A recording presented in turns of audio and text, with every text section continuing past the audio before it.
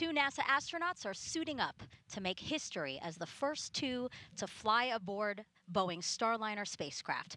We are tracking liftoff of this flight test at 10:34 and 14 seconds p.m. Eastern Time from Florida's Space Coast to the International Space Station.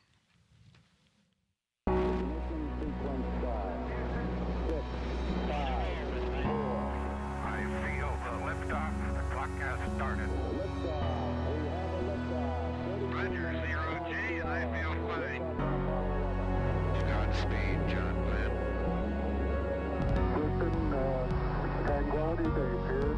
The Eagle has landed. Rocket Tranquility. We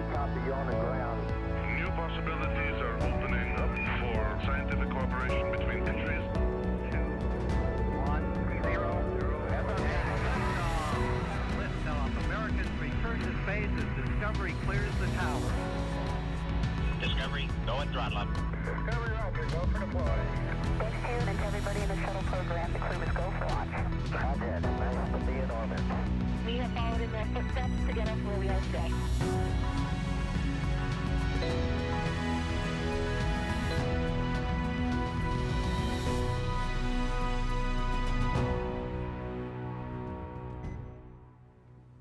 Good evening and welcome to NASA's Kennedy Space Center in Florida for NASA's Boeing Crew Flight Test, or CFT.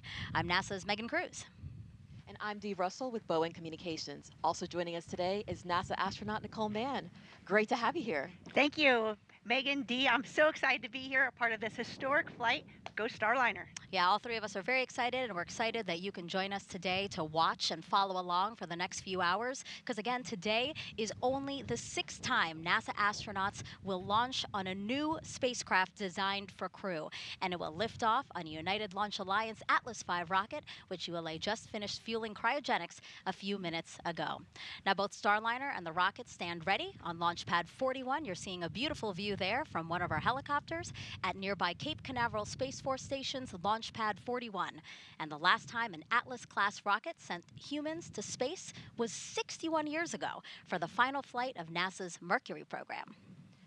Over the next 5 hours, we will walk you through the launch of today's flight test. NASA and Boeing want to certify Starliner for regular flights to the International Space Station as part of NASA's Commercial Crew program.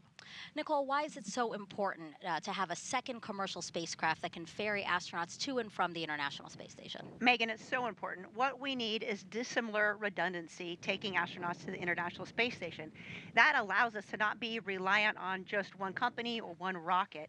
It provides that backup capability so we can continue to have that sustained presence on the International Space Station and do all the science and technology development that we need for future missions like Artemis to the moon. Yeah, it's such a great platform, and it's great that we get to utilize it in such a way by supporting the Commercial Crew program and what it's trying to do for the space station. Yeah, the partnership between government and commercial industry is the way of the future. Yeah. So obviously, everyone, Nicole knows a lot about the Commercial Crew program, the ISS, Starliner, and their 2 astronauts today, Commander Butch Wilmore and Suni Williams, and that's why we asked her to be here with us. And for those who might not know, so Nicole was first assigned to this Boeing Crew flight test in August of 2018. Not only was she trained to fly it, but she was an integral part of its development along with Butch and Suni. However, she was later reassigned to NASA's Crew 5 mission, which launched in 2022.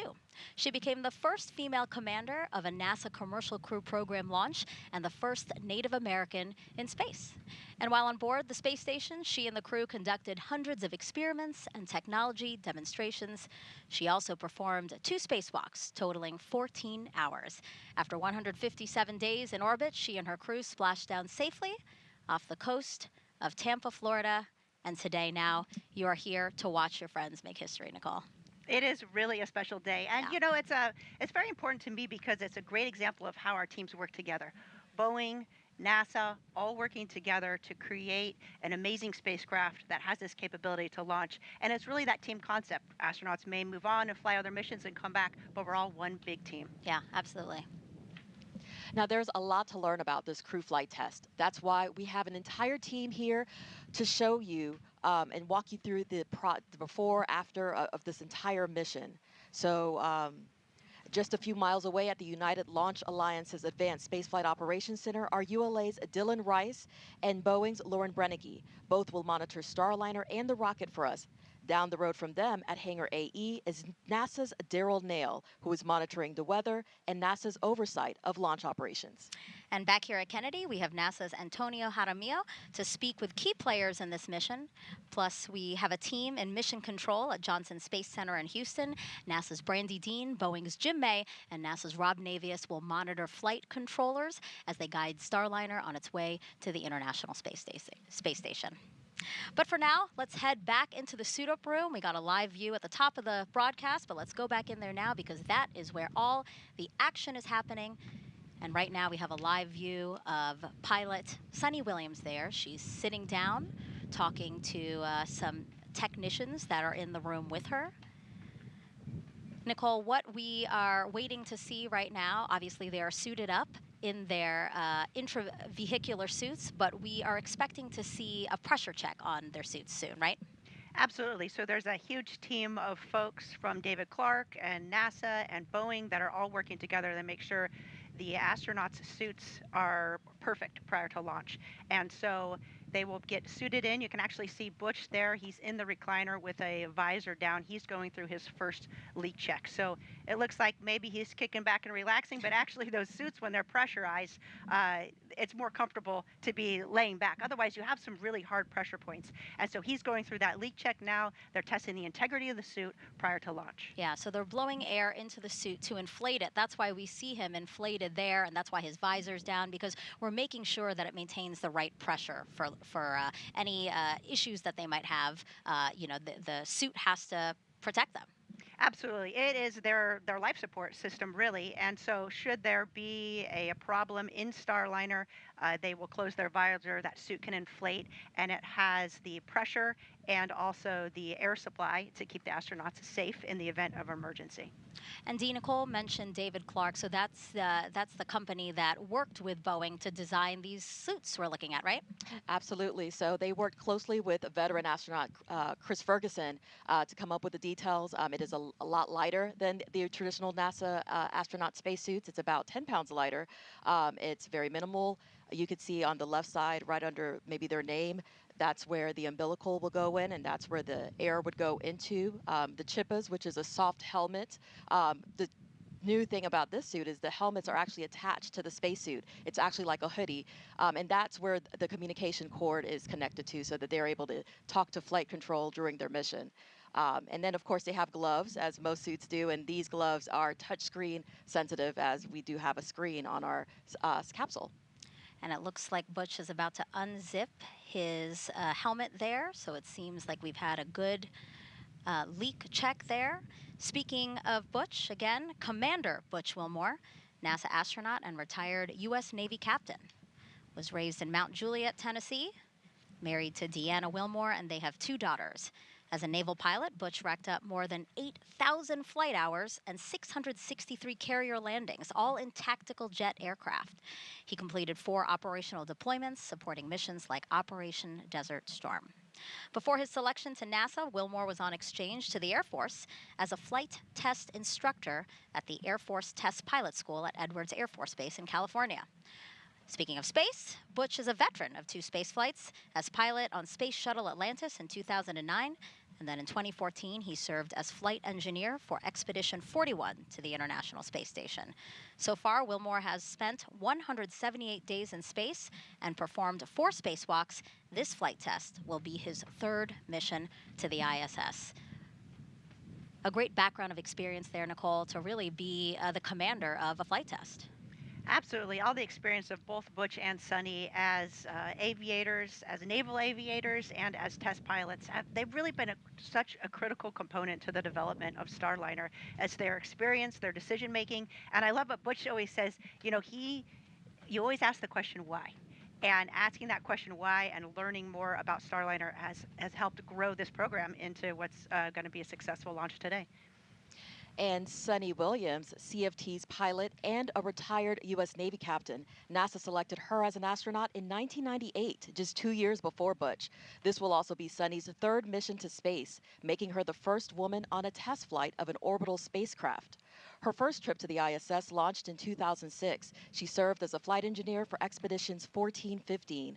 She then returned to the orbiting lab in 2012 and was commander of Expedition 33. Suni has more than 50 hours of spacewalk time, the 2nd most cumulative time by a female astronaut. So far, she has spent 322 days in space. Before NASA, Suni was a former naval test pilot and instructor, logging more than 3,000 flight hours in more than 30 different aircraft. Williams grew up in Eden, Massachusetts, and is married to Michael Williams. She enjoys hanging out with their dogs, working out, hiking, and camping, as well as working on cars and houses. You were talking about how Butch is always asking why.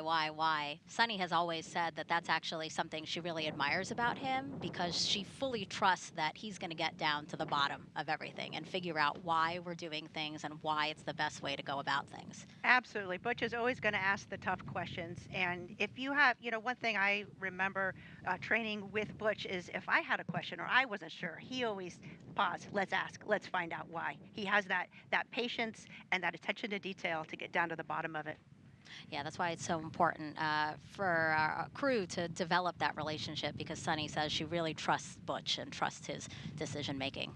And now, right here, we have a shot actually of NASA astronaut Mike Fink. He's the backup pilot for this mission. And Nicole, a fundamental part of NASA's commercial crew program and getting Starliner to this moment, really, Fink was. Oh, absolutely. Mike Fink has been working commercial crew since the very beginning. Before he was even assigned to Starliner, he was in charge of the astronauts that were working that program.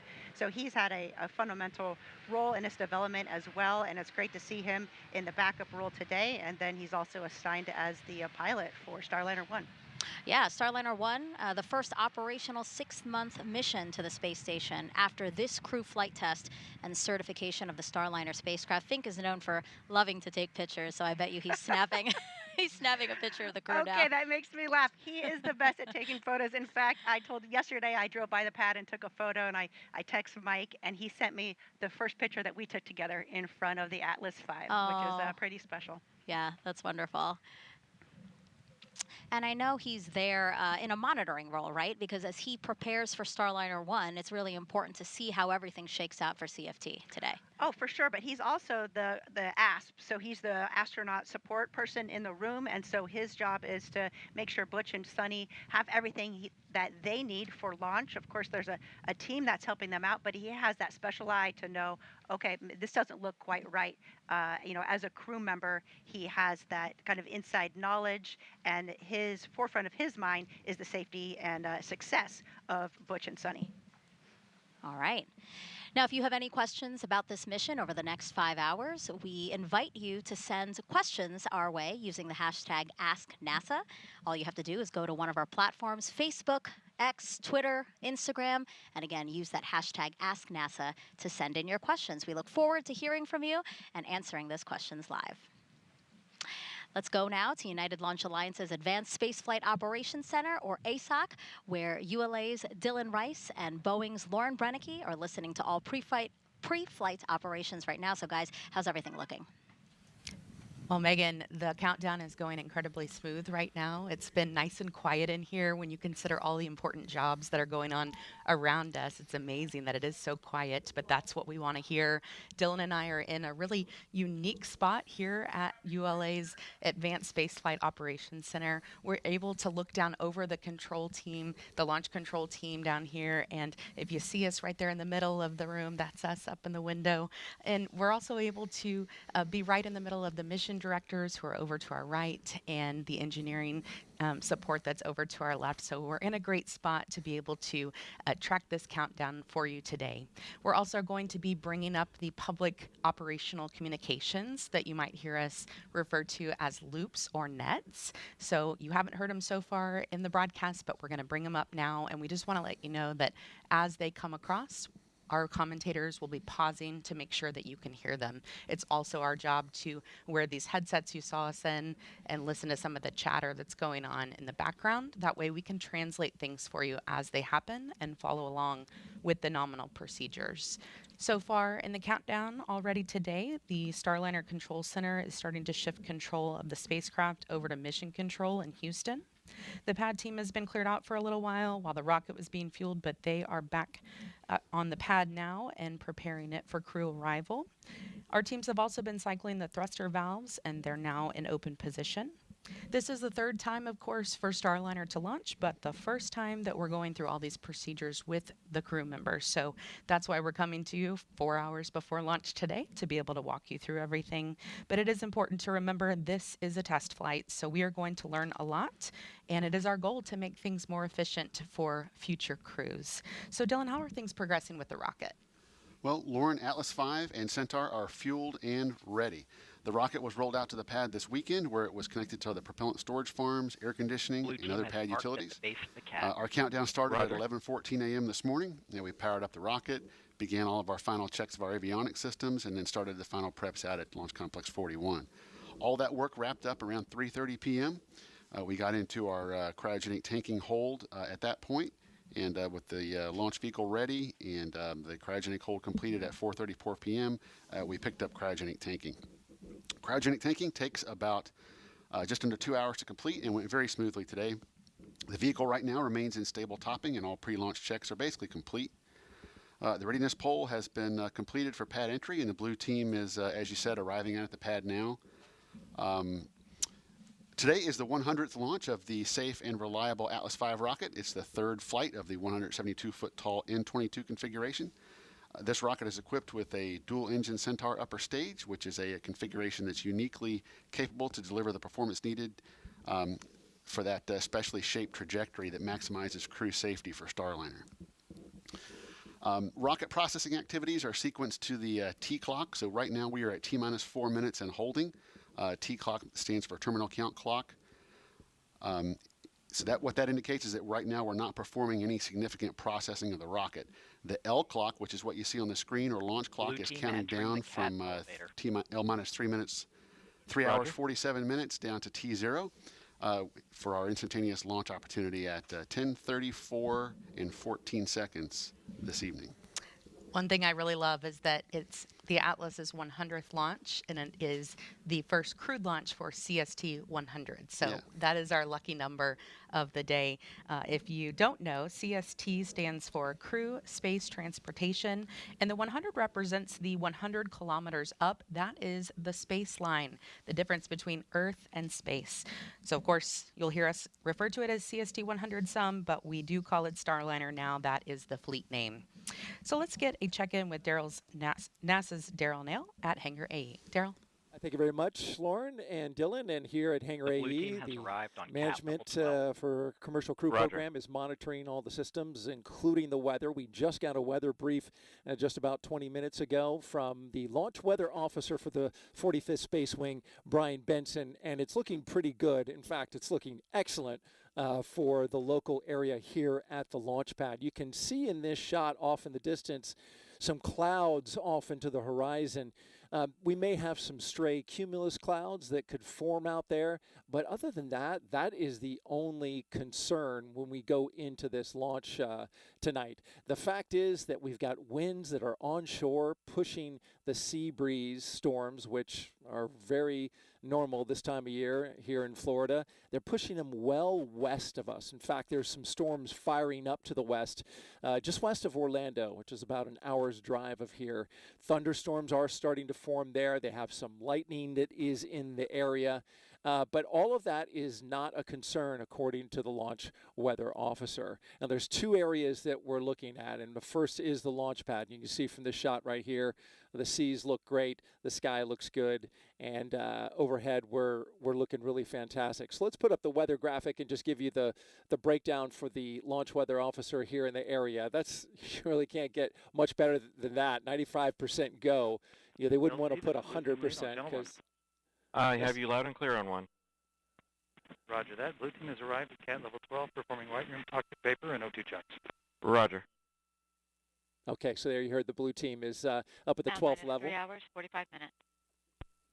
And so we are 95% go, with the only concern, as I mentioned, cumulus cloud rule, temperature 72 degrees. As far as the little bit of elevated risk for the Ascent abort corridor, this is the area up the northeastern seaboard of the United States. There is a cold front that is leaving the area.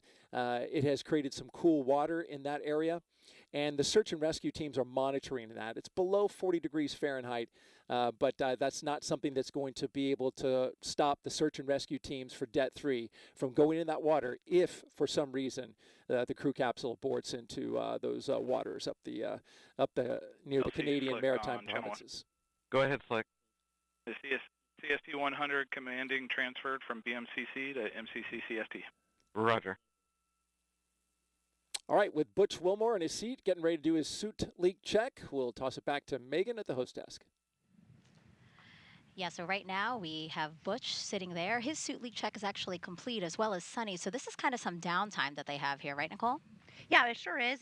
There's a little bit of what we call slop put into the schedule so that if they needed to redo a leak check or something like that, they could. But they're running through kind of in their minds all the last things that checking the configuration of their suit and all their pockets. And I'm sure they're saving time for maybe a card game. Okay. And I do want to point out some pre-launch traditions because we here at NASA love to honor history and traditions here. So we want to show you one of those pre-launch traditions. This one is the addition of Butch and Suni's mission patch to a wall inside of astronaut crew quarters. You can see Butch finding the perfect spot for where he wants it, right on top and in the middle. Right on top and in the middle. That's great. I love that you're laughing because this is very Butch-like, as I gather. Rightfully so, though. It's the first flight, so that's great. You can see all the other patches from the SpaceX launches down on the left and right sides there. Right, so your patch is there. Yes, on the right side, I think it's the third one down, Crew 5. Perfect. So now we see Suni signing around the patch, and now Butch. This happened on April 26th, just a day after the crew arrived at Kennedy for launch.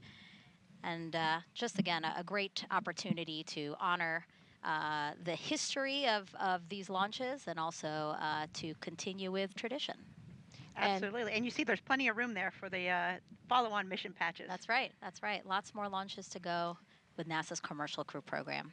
And speaking of their mission patch, Butch and Suni designed it together, and every detail has meaning. So the 7 stars in the background represent each astronaut who traveled to space as part of the Mercury program. The astronaut symbol at the bottom between Butch and Suni's names represent all who will follow in their footsteps after this flight. The orange border is a nod to this being a test flight. Earth's blue marbling represents Suni's love of the ocean. And of course, you have Starliner and the Atlas V rocket there in the middle, with the ISS above it signifying Starliner's first destination in space.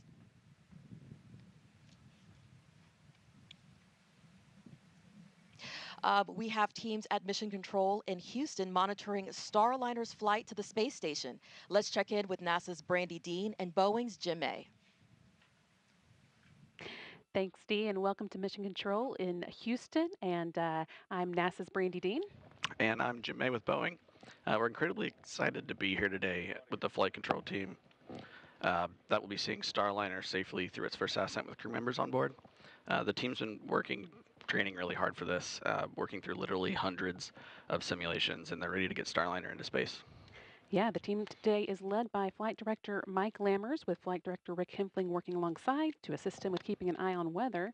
And on Lammers' other side, we have Canadian Space Agency astronaut Joshua Kutrick acting as today's Capcom.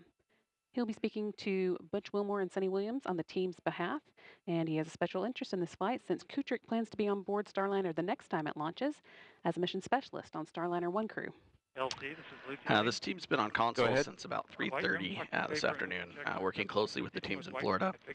Just under 4 hours before launch, once everything was activated and ready for them, the Boeing Mission Control ground control team handed control over to these folks here, and they'll be the ones sending commands to Starliner from now on.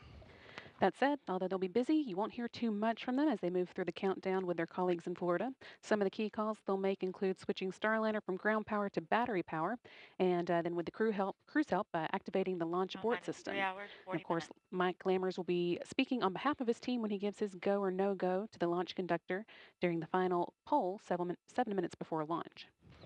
At liftoff, they'll work hand in hand with the ULA team, who will be controlling the Atlas rocket lifting Starliner into orbit. For the first minute and a half of flight, we'll have Atlas and its solid rocket boosters providing the initial lift to get Starliner to orbit. And then later, the second stage Centaur engines finish the job of getting the spacecraft into orbit. They'll be done with their job about 12 minutes into Starliner's flight and then be jettisoned 3 minutes later. After that, Starliner will be on its own to make its journey to the International Space Station. So let's take a closer look at the details of what to expect during Starliner's ascent, coming up at 10:24 p.m. Eastern tonight.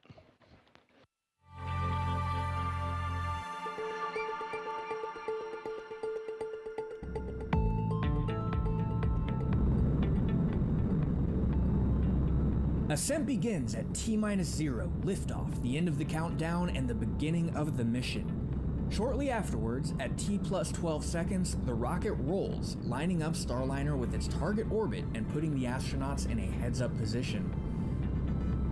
Then, around T plus 40 seconds, max Q starts. That's also known as max aerodynamic pressure. This is a critical time when the atmospheric forces reach their highest.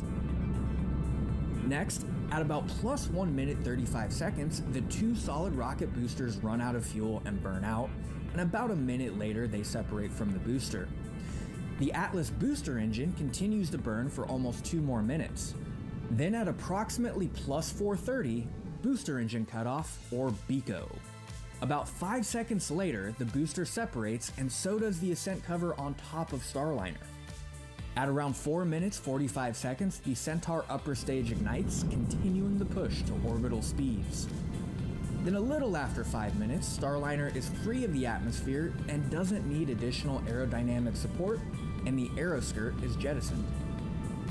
After a long 6+ minute push from Centaur, main engine cutoff, or MECO, happens around 12 minutes after liftoff.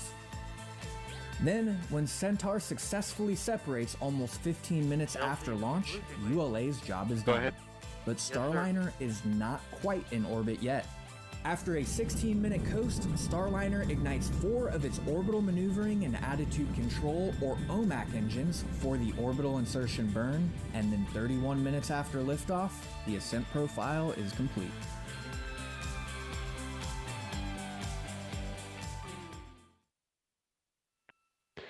That was a look at the first 30 minutes of Starliner's mission, but of course that's just the beginning. If we launch on time tonight, Starliner is set to dock to the International Space Station at 12:46 a.m. Eastern on Wednesday. So next we're going to check in with NASA's Rob Navius, who is waiting on launch just down the hall with the Space Station Flight Control Team. Rob? Well, good evening from the International Space Station Flight Control proceed Room with here at the CST 100 Space hatch Center in operation. Houston, where the Orbit 3 team of flight controllers is on duty at this hour, keeping tabs on the countdown, the progress of Starliner's preparedness for launch, and the countdown for the crew members on board the station to be awakened at about 2 a.m. Eastern Time Tuesday morning. Once the 7 station crew members are awake, they'll move right into preparations for the arrival of Butch Wilmore and Suni Williams late Tuesday night.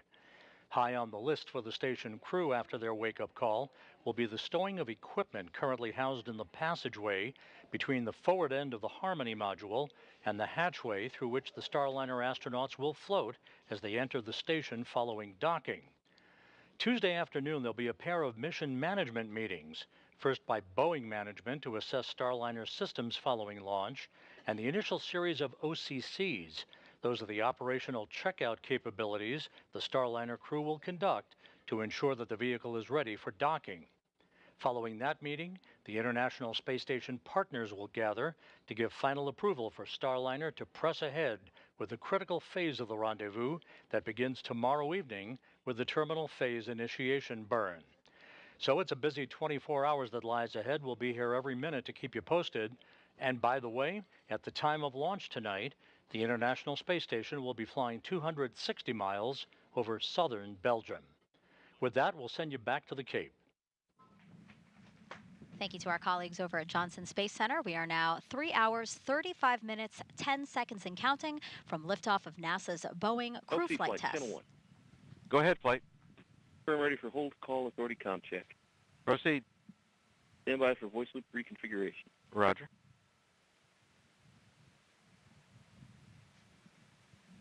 Nicole, really quickly before they start, what is this poll?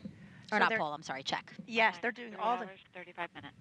These are all the comm checks to make sure that the control rooms for the spacecraft, for Houston, as well as the rocket, are all in sync and have good communication.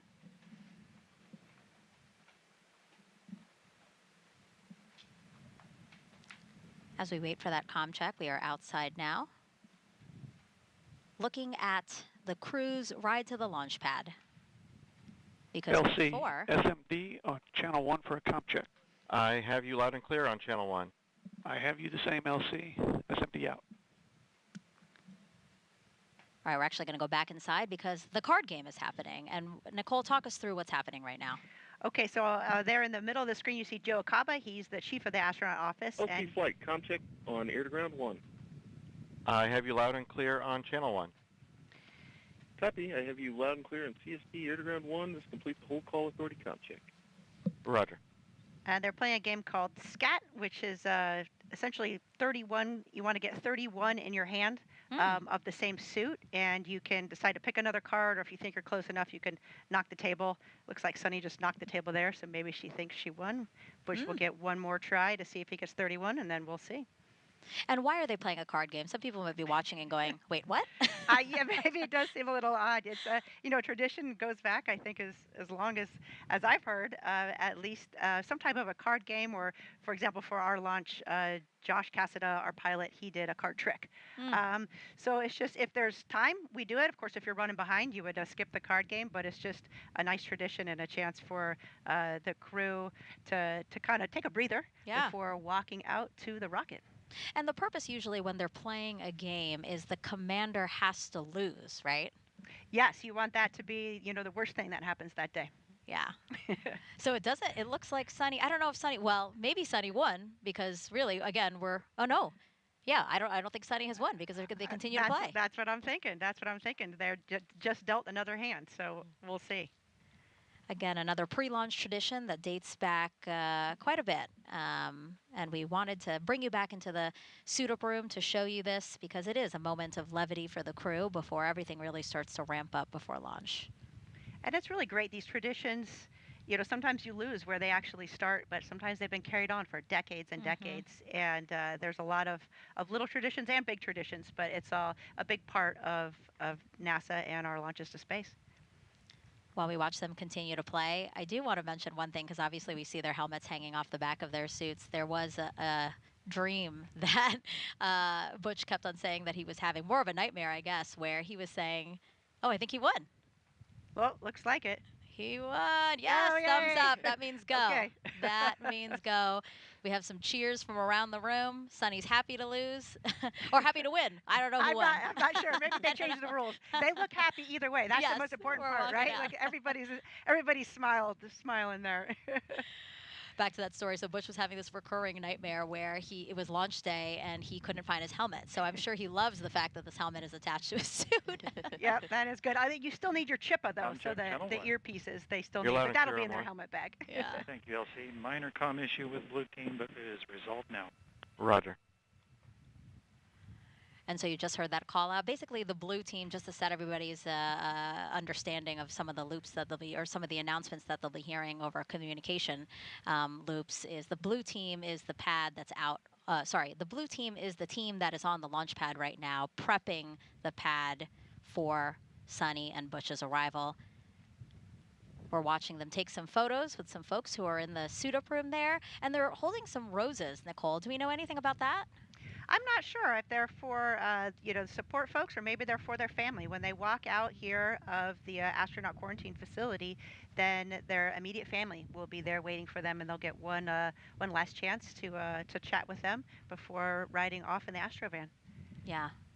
I do know that this particular crew has always said, really, this is a team effort to get to today, so I'm sure they are very appreciative. And yeah, those might be for folks they want to honor today.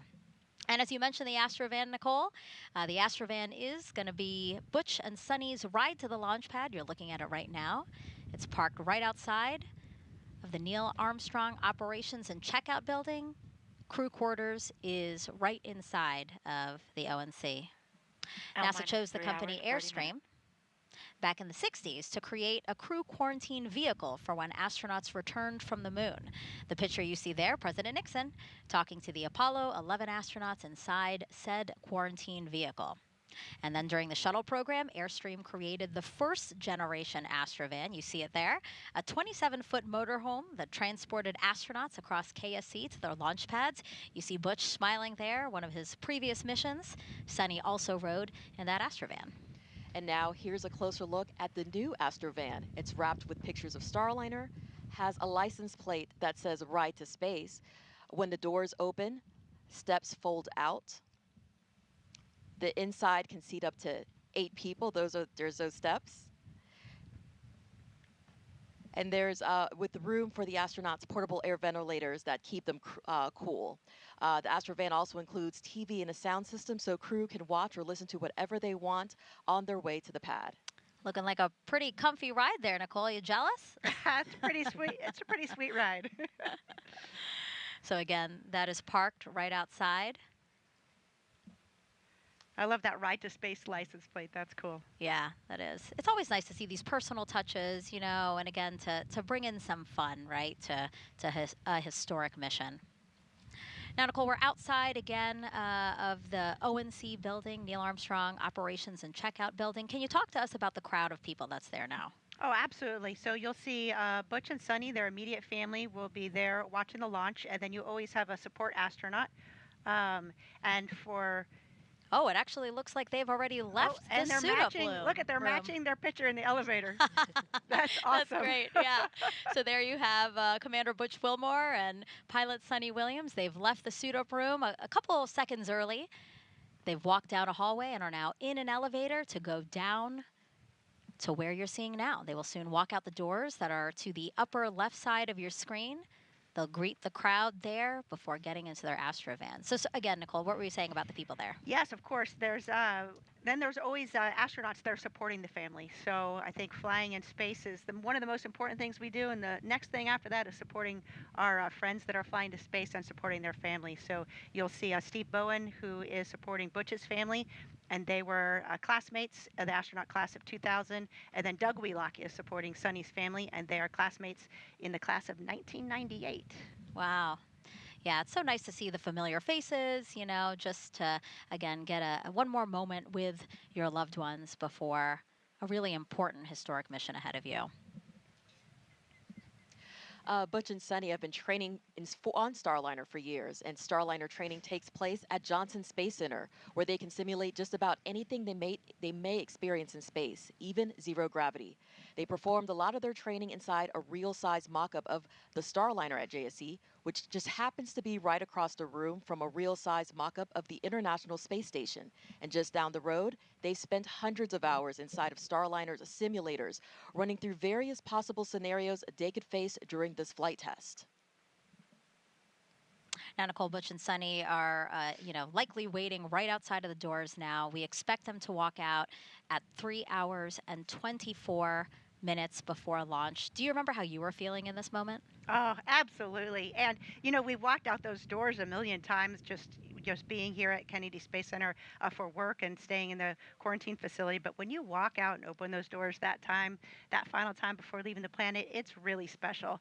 I remember feeling excited to see my friends and my family, but also feeling a really strong sense of calm because you know you're prepared and you are ready to go.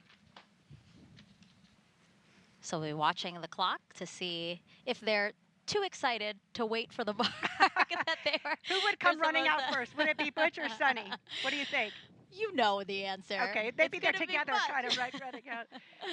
Yeah, I'm sure we'll also see a lot of NASA leadership here at crew walkout. Now they'll have to stay down kind of towards the other end of where the Astrovan is because they have not been in quarantine with the crew. But it's always important that we have our leadership at NASA coming down for lunch. All right, let's try to squeeze in a social question. We have Danny on Instagram asking, what exactly are they testing?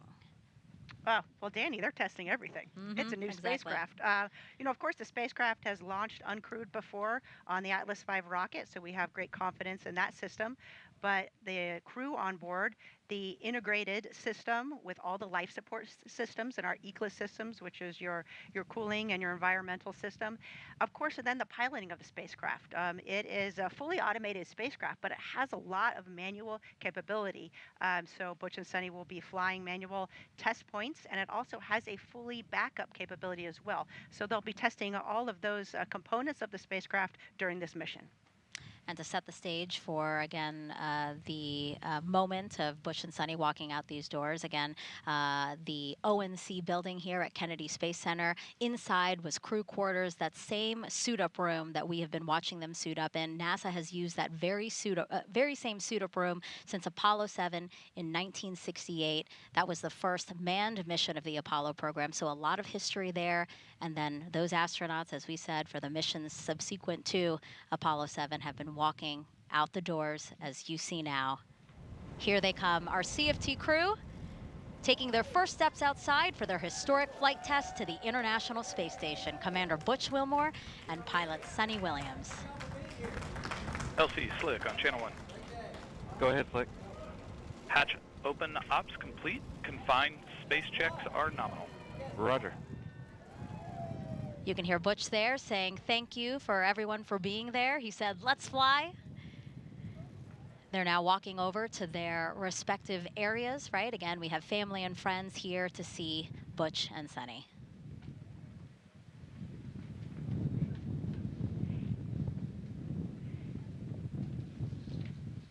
Everybody looks really happy, smiling, excited. They'll have a couple of minutes here to chat with their family and friends, Nicole, before we expect them to get into the Astrovan and drive off at 3 hours and 20 minutes from launch, so about 3 minutes from now. And you can see they gave the, looks like they gave the roses to their family. That's a nice touch. And then you can see other people that are watching or observing are kind of staying back behind that line there just because of the quarantine that the astronauts have been in for the past 2 weeks. Yeah, there's sections, right? There's the first section of people who have been in quarantine. Second section might be extended family who couldn't do the quarantine. And then we have the media, of course, covering this historic launch. And this is a special moment. I mean, it looks like it's crowded there, but it's really a private moment that you're kind of have with your family to exchange some words and give some final words of encouragement for those that are staying back on the planet and for the person that's leaving the planet as well. Yeah, both Butch and Suni have said, you know, they have included their family every step of the way of their mission. So really, they feel like their family is ready and excited and happy for them to embark on this journey. Absolutely, and your family is such a big part of this. Your immediate family, of course, your extended family, then your NASA family and your Boeing family. It's really everybody working together and supporting each other is the only way we can make these incredible things happen. Yeah, less than 2 minutes from them to drive off to their launch pads. I do want to point out who's going to be getting in the Astrovan with them. So we will have a driver. His name's actually Rodney Perry, and he said, I could not pass the opportunity up to drive astronauts to a launch pad. I don't blame him. Yeah, that's pretty cool. And then we have a backup driver who's going to ride passenger, monitor again those communications that we're hearing over the loops, the nets, just to keep tied in with the operation. He said that Butch and Suni are just down-to-earth, fun people, excited to, again, play a small part in their mission. And then also Fink, NASA astronaut, is going to ride with them. Can you talk to us about that, Nicole? Yeah, so again, in that astronaut support role, Mike will be with them all the way up until they get on the elevator to go up into the launch pad, and he's there to just answer any questions they have, help them out in any way. It's nice having kind of just a person, a colleague that's there should you need anything. And then, of course, Spanky's taking notes on everything because, as mentioned before, we're always learning and improving our processes. And so he will take any lessons learned back for his launch. And we're watching now as Butch and Suni give air kisses, air hugs. You can see they have a visor, a film kind of protective layer there on top of their visor that's velcroed to the back there, and that's just so the visor doesn't get scratched as they're moving around to the launch pad, and then they'll remove that protective visor when they get into the spacecraft. That makes sense. Thumbs up to everybody. They're like, let's get out of here, guys. A hug there for 3 hours and 20 minutes. One of you guys' colleagues, right, Dee? That's right. That's Megan Donaldson. She works very closely with the astronauts. She's our astronaut liaison and ensures that they have proper interaction with our teams to encourage safety and to remind everyone that this is a crewed flight and this is who we do it for. Now she's closing the door. The stairs are going up. We see the backup driver getting into the passenger seat. I always expect the Astrovan to zoom away or something, but for some reason it always drives so slowly. I guess safety first, right? Exactly. I was just going to say safety first. We have speed limits here on Kennedy Space Center. Yeah, don't take those very you seriously. encourage people to beat those speed limits? Of course not. I'm sure everybody getting situated in there. the windows, they look opaque, but actually the astronauts can see out of them, right, Dee? That's right. So they'll be able to have views of the entire Kennedy Space Center as they ride to their pad. And what a beautiful time to be riding to the pad. We're about to see sunset here. Golden hour. Absolutely. It's gorgeous. And it's always fun because you drive out to the pad and there's a lot of locations, especially coming by the vehicle assembly building where the streets are just lined with folks waving and cheering you on. We expect the drive to take about 20 to 25 minutes from here to Launch Pad 41 on Cape Canaveral Space Force Station. So not on Kennedy Space Center property, just next to us. Again, about a 20 to 25-minute drive. How are you feeling on that drive, Nicole? We were definitely excited. I was in a car with Josh, as I mentioned before, who was our pilot for Crew 5, and we had a music playlist that we listened to, but we picked too many songs, so we had to kind of like rush through to the next song because we wanted to get all those songs in. We had some songs that kind of hype you up, some songs that had some like special, personal meaning to us, and then, a couple songs that just as a crew was something that we really enjoyed together. Speaking of music, both Butch and Suni obviously wanted to have some music to get them in the mindset as well. Butch said epic movie songs, which I'm sure doesn't surprise you. His phone has, he said, over 300 epic movie songs. And then Suni has said she's more of a country pop kind of gal. So really that vibe is just, kind of relaxing with family on the beach. So that's kind of the music that they've been listening to get them in the mindset for today. Absolutely. I mean, you're definitely focused on, launch and the upcoming mission, but the ride over gives you just a chance to kind of kick back and reflect a little bit about all the work that's gone into preparing for this moment, all the teams of folks that have been working hard to make sure that this launch is as safe as feasibly possible, and then also to reflect 17 minutes on your family and what a critical component they are to this mission. Seems there might have been a slight delay, but now everybody is back in, and we are off. NASA astronauts Butch Wilmore and Suni Williams now en route to Cape Canaveral Space Force Station's Launch Pad 41 with a full security escort. A beautiful aerial shot there to show you the convoy that will take them to their launch pad. Now, I remember, Dee, you said that inside there's a TV in there, and of course we wanted to know what the astronauts will be watching while on their ride to their pad, and we found out they'll be watching the Top Gun Maverick movie. I hear you laughing, Nicole, because that is very much the two of them in a way to get them both amped up. As we've mentioned before, both are experienced naval aviators, and we actually have some old school pictures we'd like to show you now. We have a picture of Suni back in the day. And that particular movie has significance to her because she said when she first got into the Navy, she thought about being a diver, but then she watched the first Top Gun movie, and she decided to go to flight school. So she ended up being a helicopter pilot, right, Nicole? That is awesome. That's a great picture. I have not seen that one before. Yeah. Yeah, Suni was a helicopter pilot and a test pilot, and is still a wonderful pilot today. She actually flies a lot of general aviation as well. Mm-hmm. And then we have a picture of Butch, of course. Fun fact, he was actually a real Top Gun pilot. And Dee, you mentioned Chris Ferguson, a retired NASA astronaut. He's on the far right. Talk to us again about him and the fact that he, too, was a Top Gun pilot. That is correct. He LC Slick on Channel 1. Go ahead. Crew transport convoy is en route to LC-41. Estimated arrival to the roadblock is about L minus, I would say, 3:05. Roger. OSM, LC. OSM. Crew transport convoy is en route to pad. Permit entry into FHA. Roger. So as you hear there, obviously comm checks of the crew, letting teams know that the crew is on their way.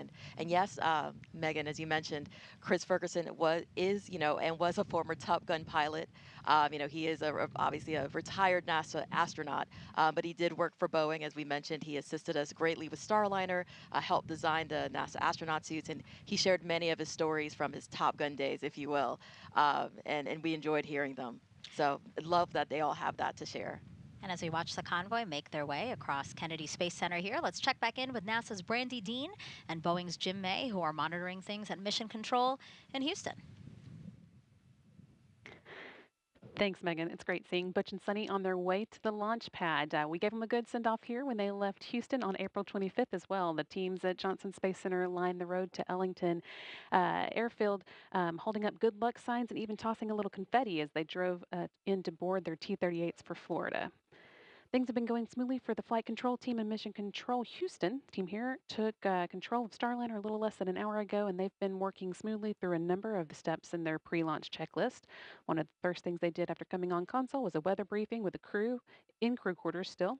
That was a quick conversation, though, as the weather is looking very good for today's launch opportunity.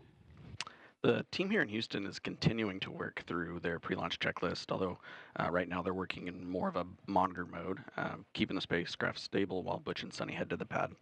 Then the teams at Kennedy Space Center prepared a Starliner for their arrival. So once the crew gets strapped into their seats and the hatches closed, things here will pick back up a little bit as we perform cabin leak checks, monitor Starliner's life support systems, hosting the crew for the first time to space. Yeah, and then in the last 20 minutes before launch, there are a few important actions they'll work through, switching Starliner to internal power and working with the crew to activate the launch abort system.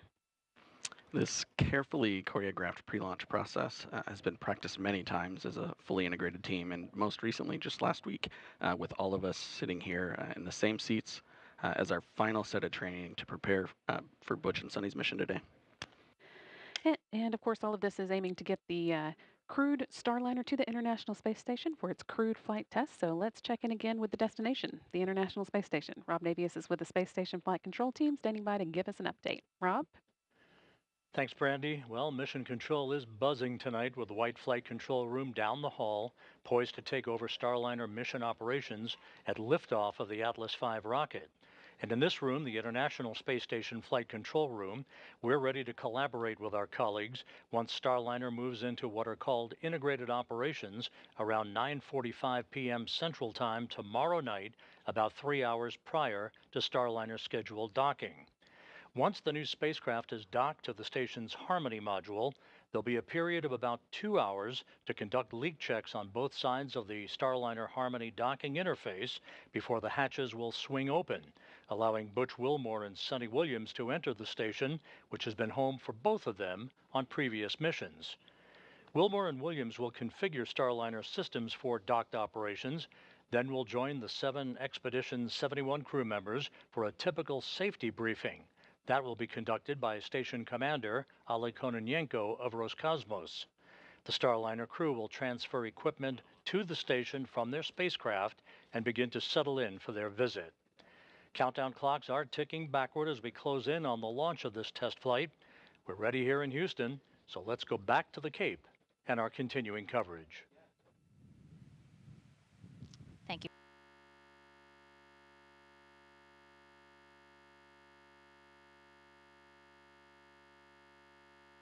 Craft designed for crew. If you're curious about the first 5 crewed test flights, here they are.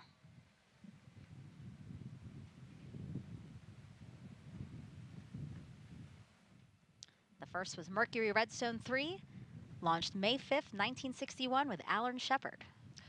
The next one was Gemini 3, launched with Gus Grissom and John Young on March 23rd, 1965.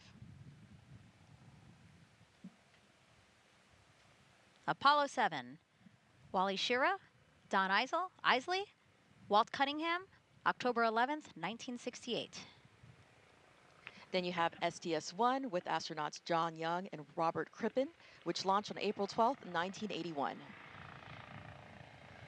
And then NASA's SpaceX Demo 2 mission, Doug Hurley and Bob Behnken, May 30th, 2020. And of course, today you have NASA's Boeing crew flight test with Commander Butch Wilmore and pilot Suni Williams.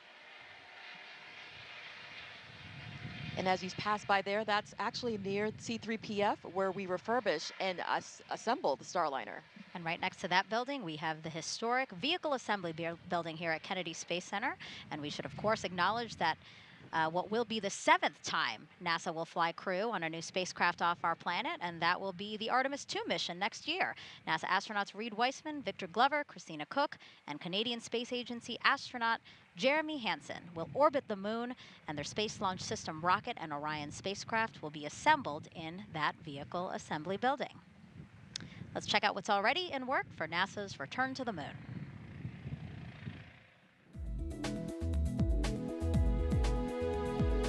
Engineers inside the Neil A. Armstrong Operations and Checkout Building at Kennedy Space Center lowered the Orion spacecraft into a vacuum altitude chamber with the help of a 30-ton crane. The chamber simulates deep space to test for any electromagnetic energy that could damage Orion as it travels away from Earth. Meanwhile, the Artemis II crew completed an underway recovery test at sea. This exercise mimics Orion landing and recovery procedures when the crew splashes down in the Pacific Ocean off the coast of California. Navy divers and boats approached a mock-up Orion capsule and helped the astronauts into helicopters, which then flew them to a nearby naval ship, just like they'll do during the mission. Back at Kennedy and high above Launch Pad 39B, this 360-degree video takes you for a ride inside one of the Artemis emergency egress baskets. In the event of an emergency at the launch pad, astronauts and workers use this quick exit to get to safety. That's a look at your Artemis Moon Minute. We're now 3 hours and 7 minutes away from launch. Let's check back in with Daryl Nail over at Hangar AE.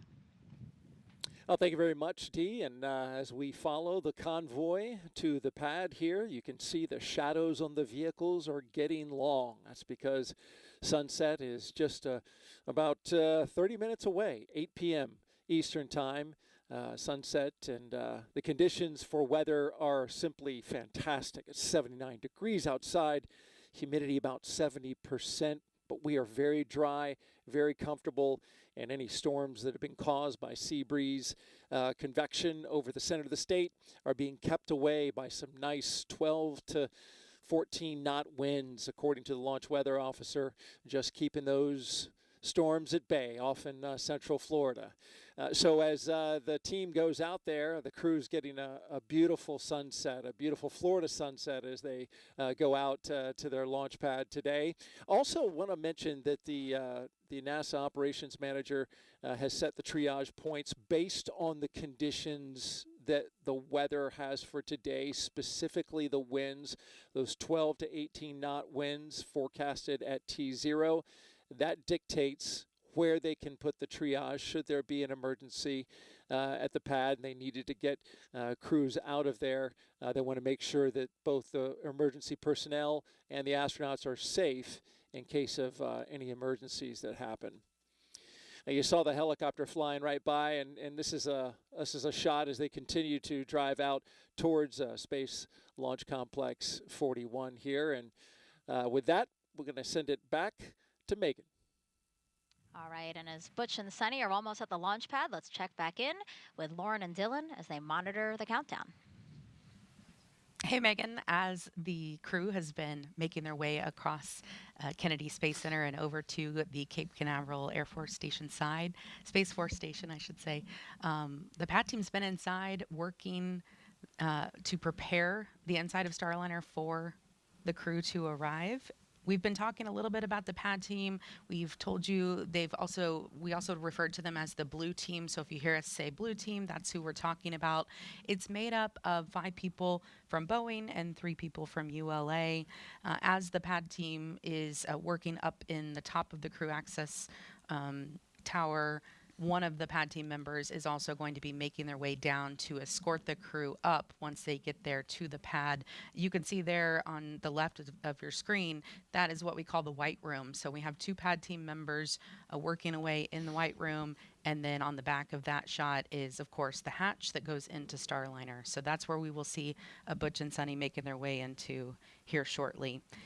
We're also about to see a pretty exciting moment. As soon as they arrive to the pad, they are going to be able to get a last second look at their rocket. They will first pull over to the side of the rocket and be able to look up at it and see it in all of its glory before they take off this evening. And they've done this 3 times before. This will be their 3rd time. They've, of course, gone to space in the shuttle and as well as the Soyuz. So they know how to go through these motions, but it's a little bit different and a little bit special each time. We have heard Suni and Butch talk a lot about this spacecraft and how much they love it for its agility. Butch, if you've heard him in some of the recent press conferences, has even joked a little bit about how he feels so lucky to be in this spacecraft and how nimble it is, because he says he could really do barrel rolls around the ISS if he wanted to. Go ahead. Of course. Yes, sir. Per step 150, 26 personnel, 26 entering FHA at this time. Roger. Of course, he would not be doing barrel rolls around the ISS, but he just likes to use that as an example of just how nimble this spacecraft is. Suni also tells us that it is a test pilot's dream to be on this flight. She says she feels like she won the golden ticket. So it's pretty special for our teams to hear things like that. They have both been thoroughly involved with the development of Starliner, making changes along the way. They say that their fingerprints are really all over every procedure, every part of Starliner, even their spacesuits. They have been that involved in the makeup of everything. Of course, it is their goal to put Starliner through the ringer during this test flight and to prepare it for their friends who will take future rides on Starliner once we are certified and there are future missions on Starliner 1. So Dylan, the crews feel very confident with a ride to space on the Atlas, which has a 100% mission rate. They like to talk about that. Well, Lauren, the Atlas V Starliner configuration was designed with a commitment to safety. One of the most reliable rockets in the world, Atlas V, is today carrying an extra layer of safety for its specialized duty of launching astronauts. We call that the Emergency Detection System, or EDS for short, and it was developed by ULA engineers to enhance the protection of astronauts riding atop Atlas Slick V. on channel 1. Go ahead. Ready for pad support personnel to perform OSE radio comm checks and proceed to ground level. Roger. And Lauren, as I was saying, that EDS system autonomously monitors the health of all of the launch vehicle systems during flight. If the EDS system detects an impending anomaly, it can trigger an abort faster than any human could possibly do. But the astronauts also have the capability to trigger a manual abort from inside the capsule. Along with that EDS system, we also have a dedicated Ascent flight control team on console at our headquarters in Denver. During this, this is Slick. They're exiting the white room to grab the radio now. Okay. Roger. Copy that. Yeah, during any human spaceflight mission, this team is monitoring the health and performance of the rocket during ascent to space. The engineers will provide a real-time status and collaborate directly with NASA's flight director and mission control in Houston. When you hear the call sign Atlas, that's our Ascent lead, and he'll be providing real-time telemetry data from the rocket and provide continued situational awareness. So for now, the rocket remains ready. We're just waiting on the opening of today's launch window and our astronauts. All the activity out at the pad is actually up on that crew access tower right now. As you mentioned, there are 3 ULA team members on the blue team, and they're there to manage all aspects of the crew access tower systems. They performed the initial safety checks of the tower and the white room prior to the Boeing team's arrival at the pad. Once the crew is loaded, and convoy has arrived at the pad gate. Roger. LCO, Sim. Go ahead. Crew transport vehicle has entered the pad. Roger. Crew is clear to proceed to level 12. Roger. Okay, we're hearing now that the crew has pulled into the pad fence line, as you can see, and they've been given clearance to go all the way up to level 12 on the CAT. All right, as Butch and Suni make their way up to the rocket, and we are going to see a very historic moment here. We're going to pitch it back over to Megan and Dee and Nicole. Ladies. Thank you, Lauren and Dylan. Yeah, we just saw the Astrovan get onto the pad there. The rest of the security escort stayed behind, right, Nicole? Yes, they stay behind, and it's just the Astrovan that goes up there to the launch pad. L-3 hours.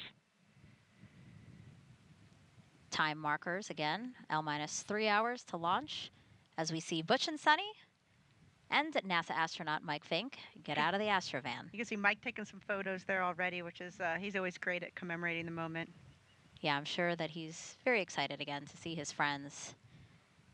And this is a special moment right here when they get a chance to look at the rocket. So Butch and Suni walking ahead there.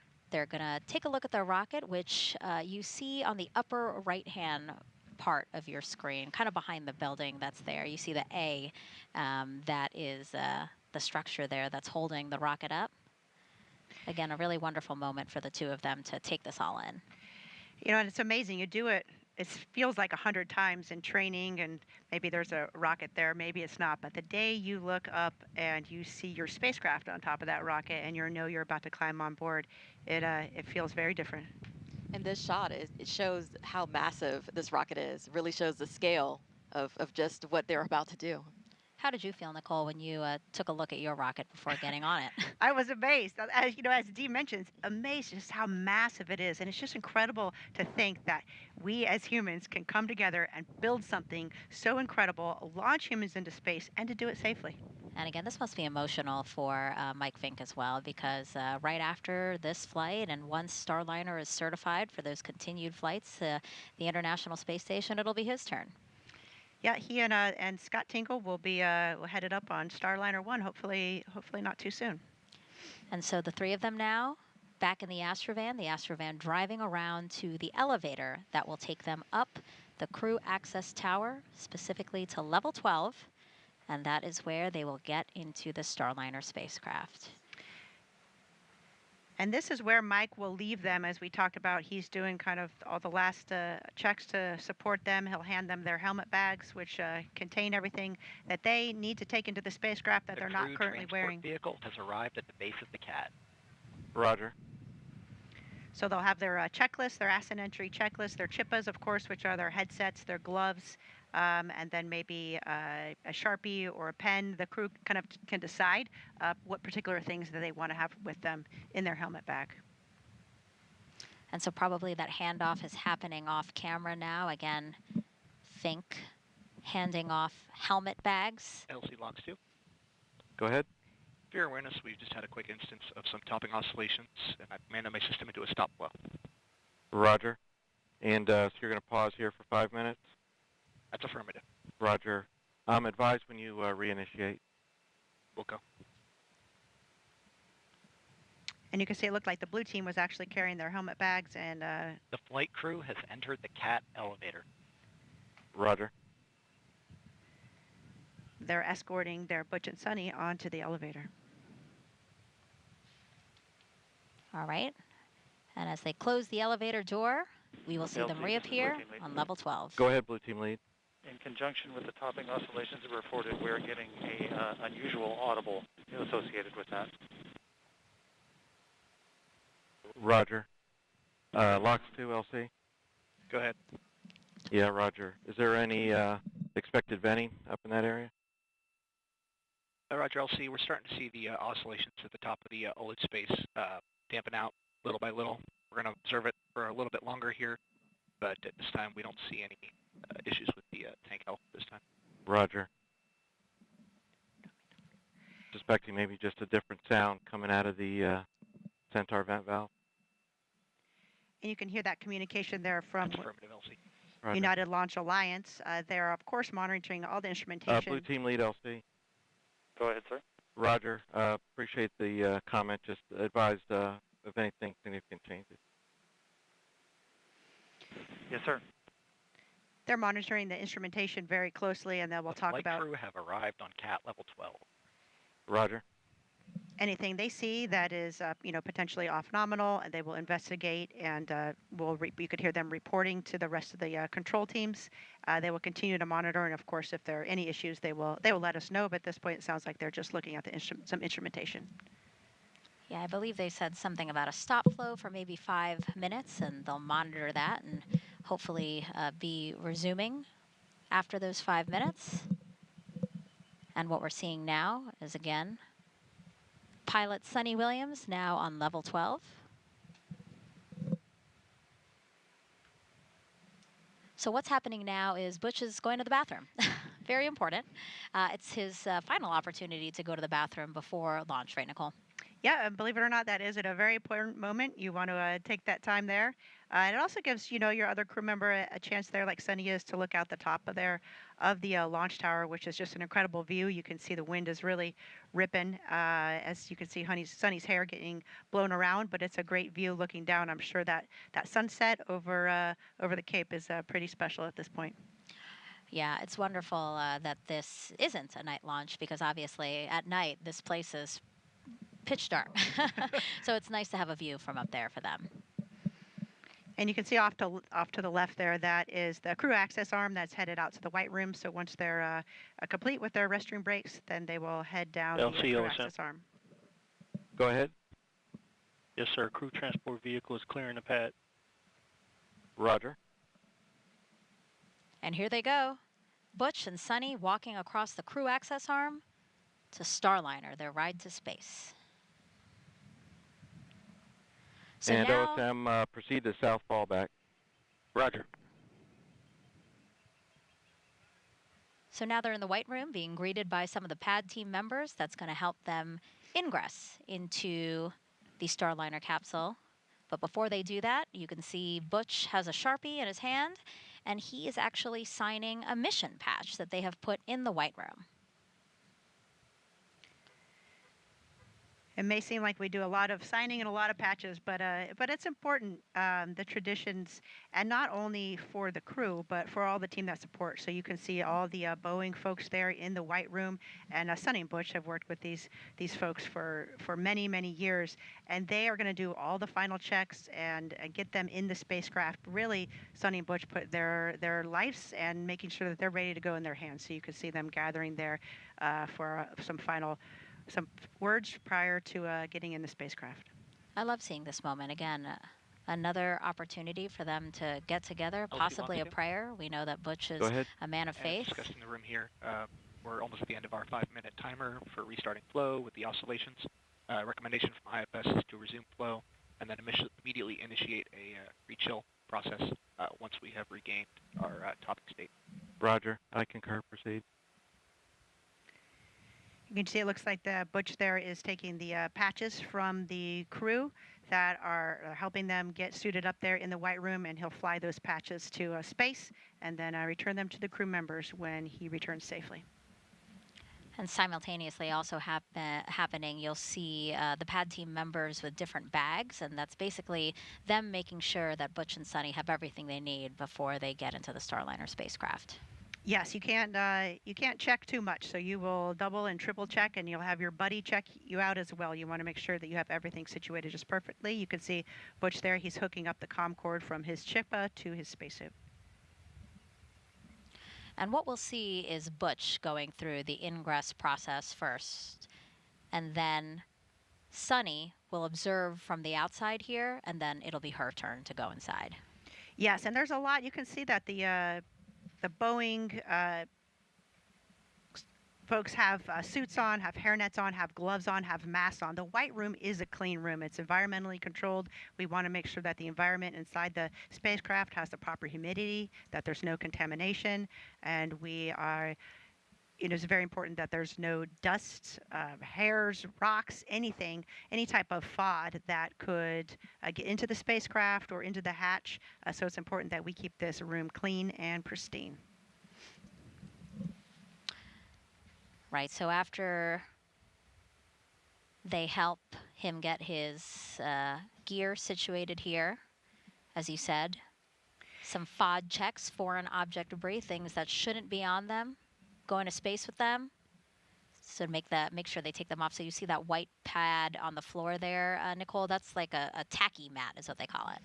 Yeah, the little sticky mat, and so if there's any debris on your shoes or your boots as you go in, that will get removed and stay on the sticky mat. You can see that they're helping Butch put on his wrist. He's got a wrist mirror as well as a wrist light that they helped put on. He also has a watch, and he has a cover that's on his watch. You can see that wrist mirror there on his right forearm. And what do they need a light and a mirror on their forehead? Why do they need those things? Well, really, that mirror, remember, we saw how during that leak check how Butch lowered his helmet and then zipped his helmet all the way around.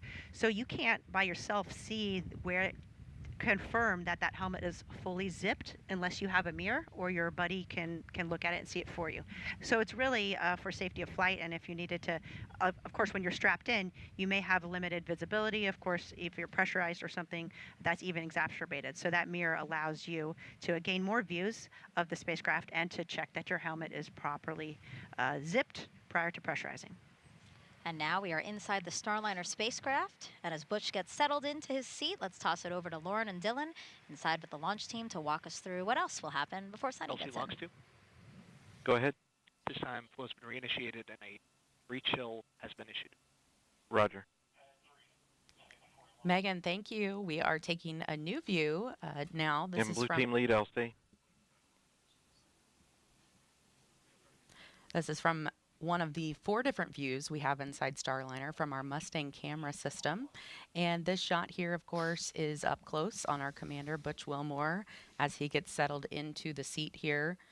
This is the commander's seat, so he, you saw him there sort of crawl across some of the other seats to slide all the way over. Part of the reason why he goes in first is because he is the farthest to crawl across there. So 2 different pad team members helping to get him settled in. He will sort of do a little bit of a shimmy to get perfectly into the seat and comfortable as they start to strap him up, and you can see them working across his belt there, as well as some of the straps on his legs. We're also seeing Sunny walk down back toward the white room now. LCOSM. Go ahead. Yes, sir. Per step 160.24. Personnel have exited FHA roadblock. Roger. All right, and back inside Starliner. Again, we have these 2 pad team members who are helping Butch get settled in here.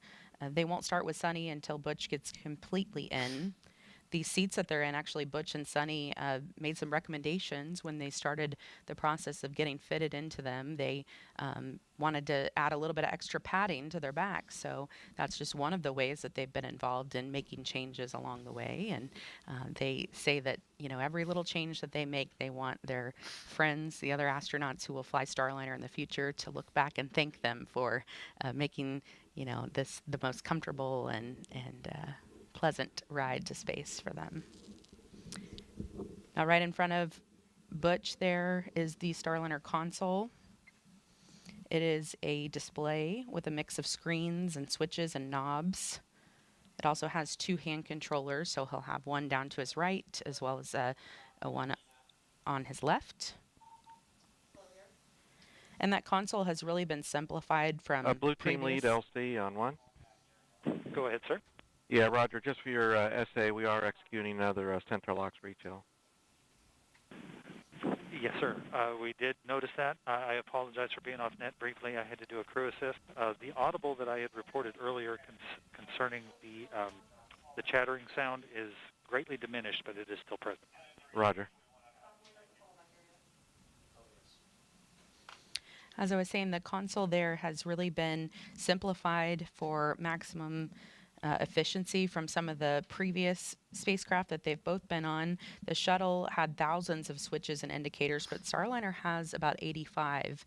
And Butch and Sunny have told us that they really like to be able to get their hands on those switches and the hand controllers. Of course, they're both test pilots at heart, and aviation is in their blood, and so they like to be able to get their hands on it. They will be doing some manual flying about 1 hour after they are in a safe orbit, so about an hour and a half after launch. Not too far from now, they will be grabbing those hand controllers and flying Starliner. Of course, it was built to be completely autonomous, and future missions we don't expect them to ever need to take their hands onto the console, but this is a test flight, and so we are going to test out all of the capabilities of Starliner.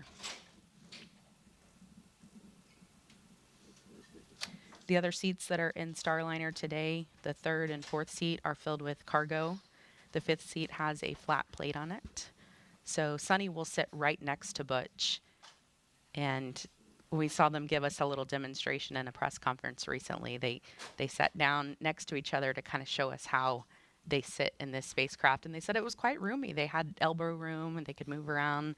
They gave us another example of what they've been like in previous flights where they've been a little bit tighter, so they were happy to have the extra space here. This process takes about 15 to 20 minutes to get Butch completely ingressed. But Dylan, our teams have really been working for the last few days leading up to this launch. It didn't just start in the last few hours, right? Yeah, that's right, Lauren. So we actually rolled the rocket out to the launch pad on Saturday. And once the rocket was rolled out, we made those connections, like I said before, to all the pad utilities. So the propellant storage farms, pad power systems, the environmental control systems. And once all that was done, then we loaded the RP1 rocket fuel onto the Atlas first stage.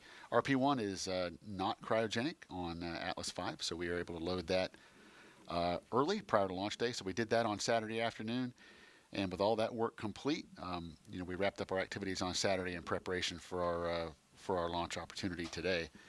So this morning we came in at 11:15, powered up the launch vehicle, started doing all of our avionics checks and all those final configurations and double checking the configuration of the pad. With all that complete, we went ahead and loaded all the cryogenic propellants on board Atlas and Centaur. And we are seeing Suni make a phone call right now. I think we might be able to actually see who's on the other end of that call. LCSY is on one. Go ahead, SYS. Step 170, L1 balloon cycle task is complete. Roger. So there on the left side of the screen, we are taking a look into the BMCC. And there's a bit of a surprise happening right now. Suni is making her phone call to a man named Bill Barr. He is a Boeing employee working there in the Boeing Mission Control Center.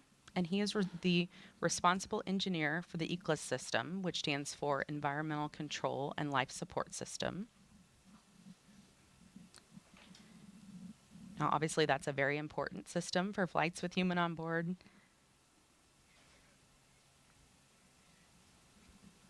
Just trying to see if we could see any of the reaction in the room, but I'm sure this is quite the honor and surprise for Bill. Bill is a lifetime career Boeing employee. He started with one of Boeing's heritage companies, McDonnell Douglas, in the Skylab program.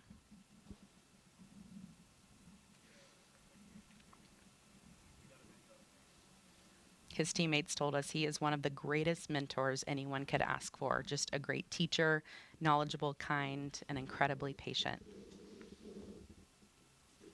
Couldn't hear anything better from your teammates. Editor 1 is on listen to.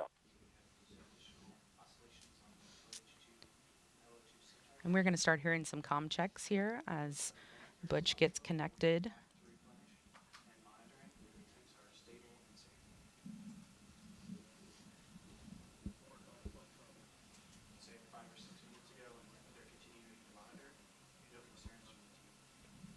And LOX 2, LC.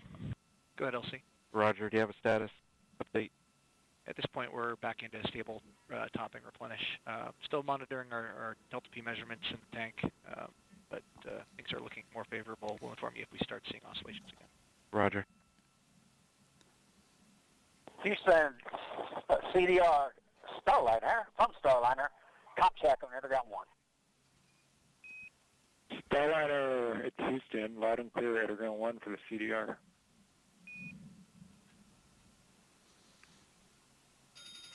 All right, good comms check there. Those comms are connected through the umbilical on his torso. And We Houston, mentioned that when Starliner, they we're were ready in the to suit up. power C10 Bravo. Starliner, Houston, Underground 1, we copy, ready for Bravo on the Egress control power panel. You can take suit fan Bravo to ON. Suit fan Bravo's coming on. All right, so you just heard that call there. They are turning the suit fan on. And it looks like they're actually a little bit ahead of schedule here. This is something we were expecting to happen in about 7 minutes. So running pretty efficient today, and they will be, doing their best to see how quickly they can get this done, because of course we'll have 4 or more astronauts on future missions.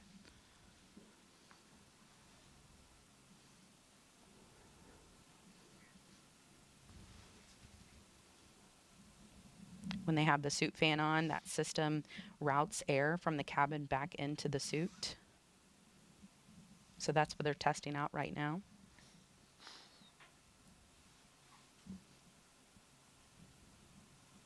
You can see Butch has some paper procedures in his lap. He will use paper procedures until they get up into orbit. And then once they get up there, they will have tablets they pull out with the rest of their procedures.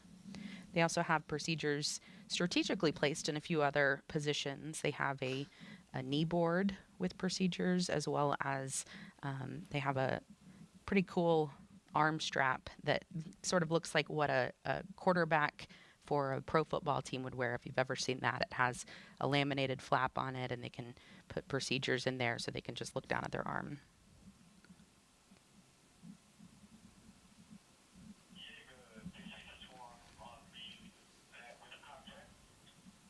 So, Lauren, I believe Butch did play football, right? He did. Yeah, college football player. So he may be used to seeing those. Yeah. There's not much Butch can't do. I'll tell you that.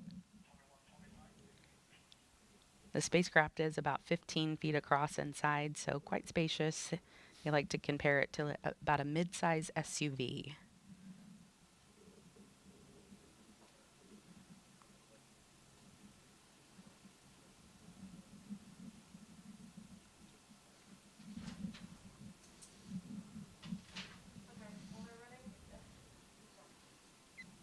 One of the tests that will be happening once they get up to the space station is called the Safe Haven test, and it's one of our flight test objectives. And they will actually pull in a couple of the astronauts who are already on the space station into Starliner with them, and go through some procedures to be able to prove that Starliner could actually provide them sort of a lifeboat if they ever needed it, if there was a problem on the ISS. So we'll get a chance to see probably about 4 astronauts in there during that time.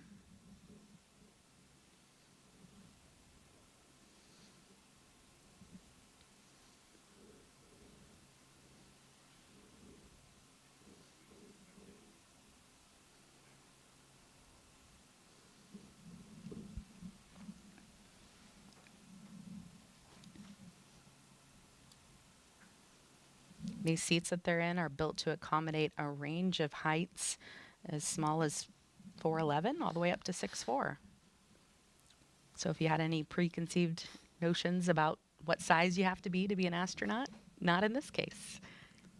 We will be able to fit all sizes. Suni talks a lot about that too in the suit fits that they've done, that they've been able to, the suit checks that they've done, they've been able to make sure that they can accommodate all sizes. Houston Starliner, we are ready to perform synchronous leak check.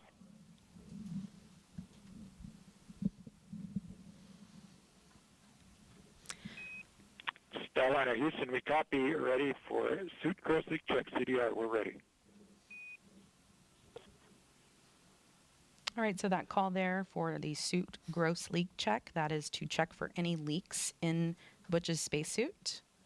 Now, the word gross is used in this situation to mean any significant or easily detectable leak that could compromise the integrity of the suit. It sounds a little funny, but it is a word that we're very used to in spaceflight. They'll be able to tell pretty quickly if there was a leak in the spacesuit. Once they inflate it, those pad team members will push on their arms and make sure that there's no air coming out.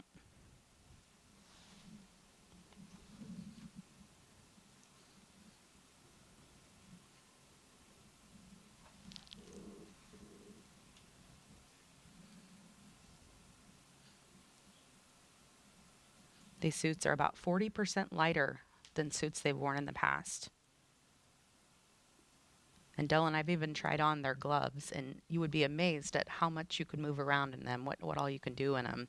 Of course, the fingertips you can use the tablets with, but I was really surprised at just how flexible they were.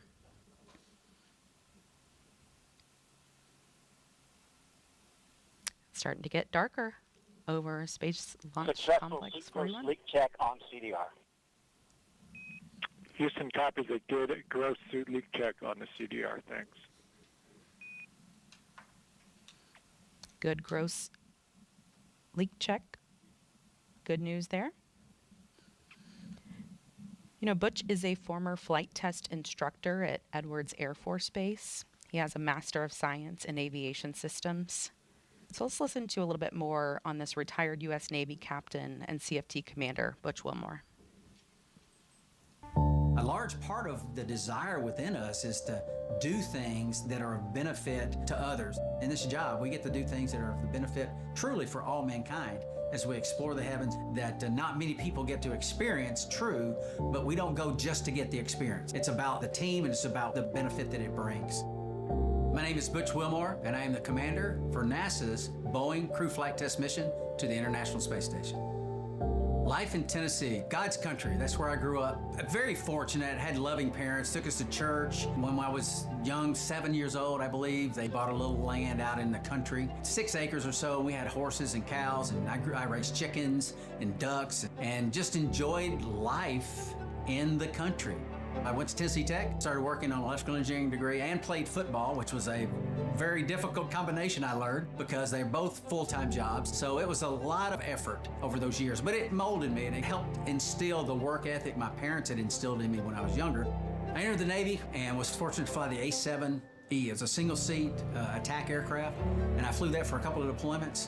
And then I transitioned to the F-18 Hornet, and through that process, was selected in the test pilot program. You learn a lot about yourself as you go through test pilot school, where you're lacking in certain capabilities that are necessary to do a test pilot type of job. When it comes to flight test, the minute details matter. When we're doing our runs, hey, well, let's run it this way. Let's do it that way. Let's add this in. Let's take that out. And let's look at it in that regime so we can see how the spacecraft responds. And that's what you do with aircraft, that's what you do with spacecraft, and that's what this test is all about. This crew flight test is a series of these various tests to ensure that the operational requirements and the design meets those requirements. And I think everybody that does flight tests would agree. Focus, understanding, and also the team coming together to give you the overall understanding of the test and the capabilities of the spacecraft or aircraft that you're testing is vital. Sitting in this seat over here in the Starliner sim and doing the things we've done and learning about the spacecraft, developing a lot of the capabilities of the spacecraft, it's very humbling when you see and you interact with some of these professionals, and our human spaceflight and our nation has a debt of gratitude to them. Every single training evolution we have is brand new. We're the first to do it.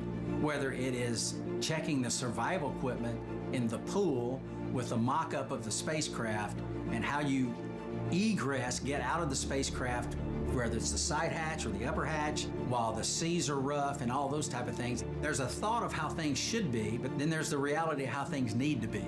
And that's what this test is all, everything we do is test. It's been a process over years that is such a benefit in all aspects of the capabilities of this spacecraft. And we're excited to be a part of it. We are excited to be a part of it as well. As they are starting to finish up with Butch, one of the things that was really important to him was to take the name tags of every single one of the pad team members up to space with them. Now, this is a tradition that dates back to shuttle, but typically they would take just 2 name tags, the 2 folks that are working with them there in the spacecraft, but something he really wanted to do was take the name tags of all of them. So pretty special honor for those folks in the pad team. Now, Dylan, what's been going on with ULA as we've been focused here on the crew? There's a lot going on in the background. Well, Lauren, that's right. So there's a couple of things going on down in the control room. As there has been some conversation on the net that folks would have heard, the propulsion team is actually active, kind of maintaining the propellant levels in the cryogenic propellant tanks, and that'll continue right up until we enter the terminal count. Our avionics testing is all complete for the day, so it's relatively quiet on avionics row at the moment. The launch conductor and his team are going to be listening very closely to all the activities on the pad, and we've heard some of that communication between LC and the blue team lead as they report back and forth on the activities that are up on the crew access tower right now. And as part of that, the ULA and the range safety team are also monitoring all of the activities as well with a keen eye on safety. So the team is staying busy downstairs, and but for the most part, from a rocket processing perspective, the rocket's fully fueled and ready to go. So we'll just be waiting on loading our crew today, and then once the Starliner is all closed out, then our team will pick back up with those final preparations for launch. But for now, for the most part, the ULA team is kind of just in a monitor mode, just maintaining readiness for our instantaneous window today. And for anyone who may be just joining us, I just wanted to let you all know at home, we are wearing headsets and listening to a lot of the chatter that's going on in the background. So you are hearing some of the public communications that are going across the loops, but we're also hearing some other things through our headsets. So it's our job to listen to those things and be able to translate them to you as they happen. So again, we are watching Commander Butch Wilmore get ingressed or entered into Starliner, and we are watching the pad team go through some of those procedures.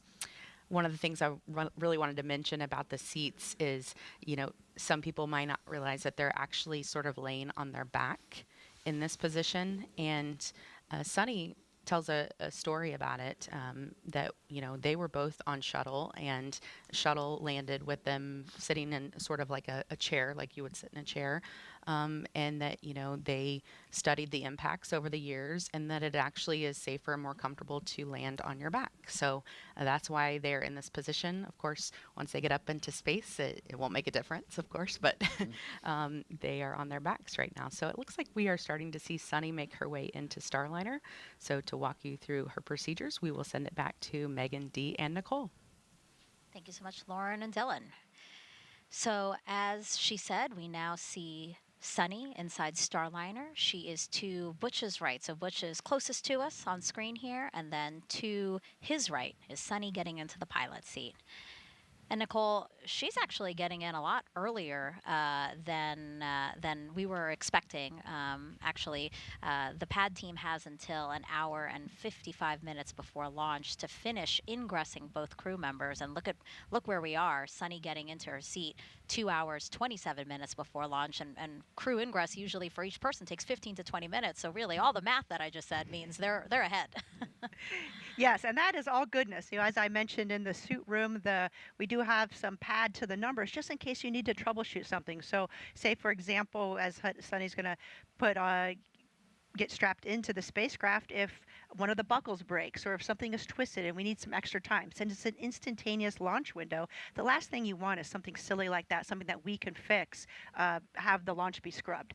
So we do have this time built in for troubleshooting, and if everything goes smoothly like it is so far, then you'll see the crew ahead of schedule. This is also a great point to this being a first developmental test flight. This is the first time we're running through these procedures in a real spacecraft on a real launch day. So we'll learn a lot, and in the future, when there's more than 2 people on the spacecraft, we'll be able to recognize some of those efficiencies. Yeah, and this is a great view, actually. So we have several views inside of Starliner. There's 4 camera views. There's someone in Houston who's monitoring, which camera view gives all of the teams monitoring this launch the best views. And this one is a really great view. We see 2 pad team members helping Suni get in, helping with her 5-point harness, as well as getting her leg and knee restraints on, right, Nicole? Yes, you have your feet that are strapped in. You can see those white straps on the top of Suni's feet. You're also going to have your knee board strapped in. You want to make sure that all of your comm is connected properly, and then they will do comm checks with each other as well. And you can see on Butch's left knee there, he has those paper checklists. Those are also tethered down. And so every, through many hours, hundreds of hours of simulation, you figure out what works for you, exactly where you want everything. And so it's important on day of launch that you have everything set up just as you have trained. Again, the astronauts Suni going through the same procedures that Butch just went through. Also something that we'll see them do are reach checks, right? Because we are buckling them down so that they're comfortable and safe, but we need to make sure that they can reach all of the things that they need to reach during their flight.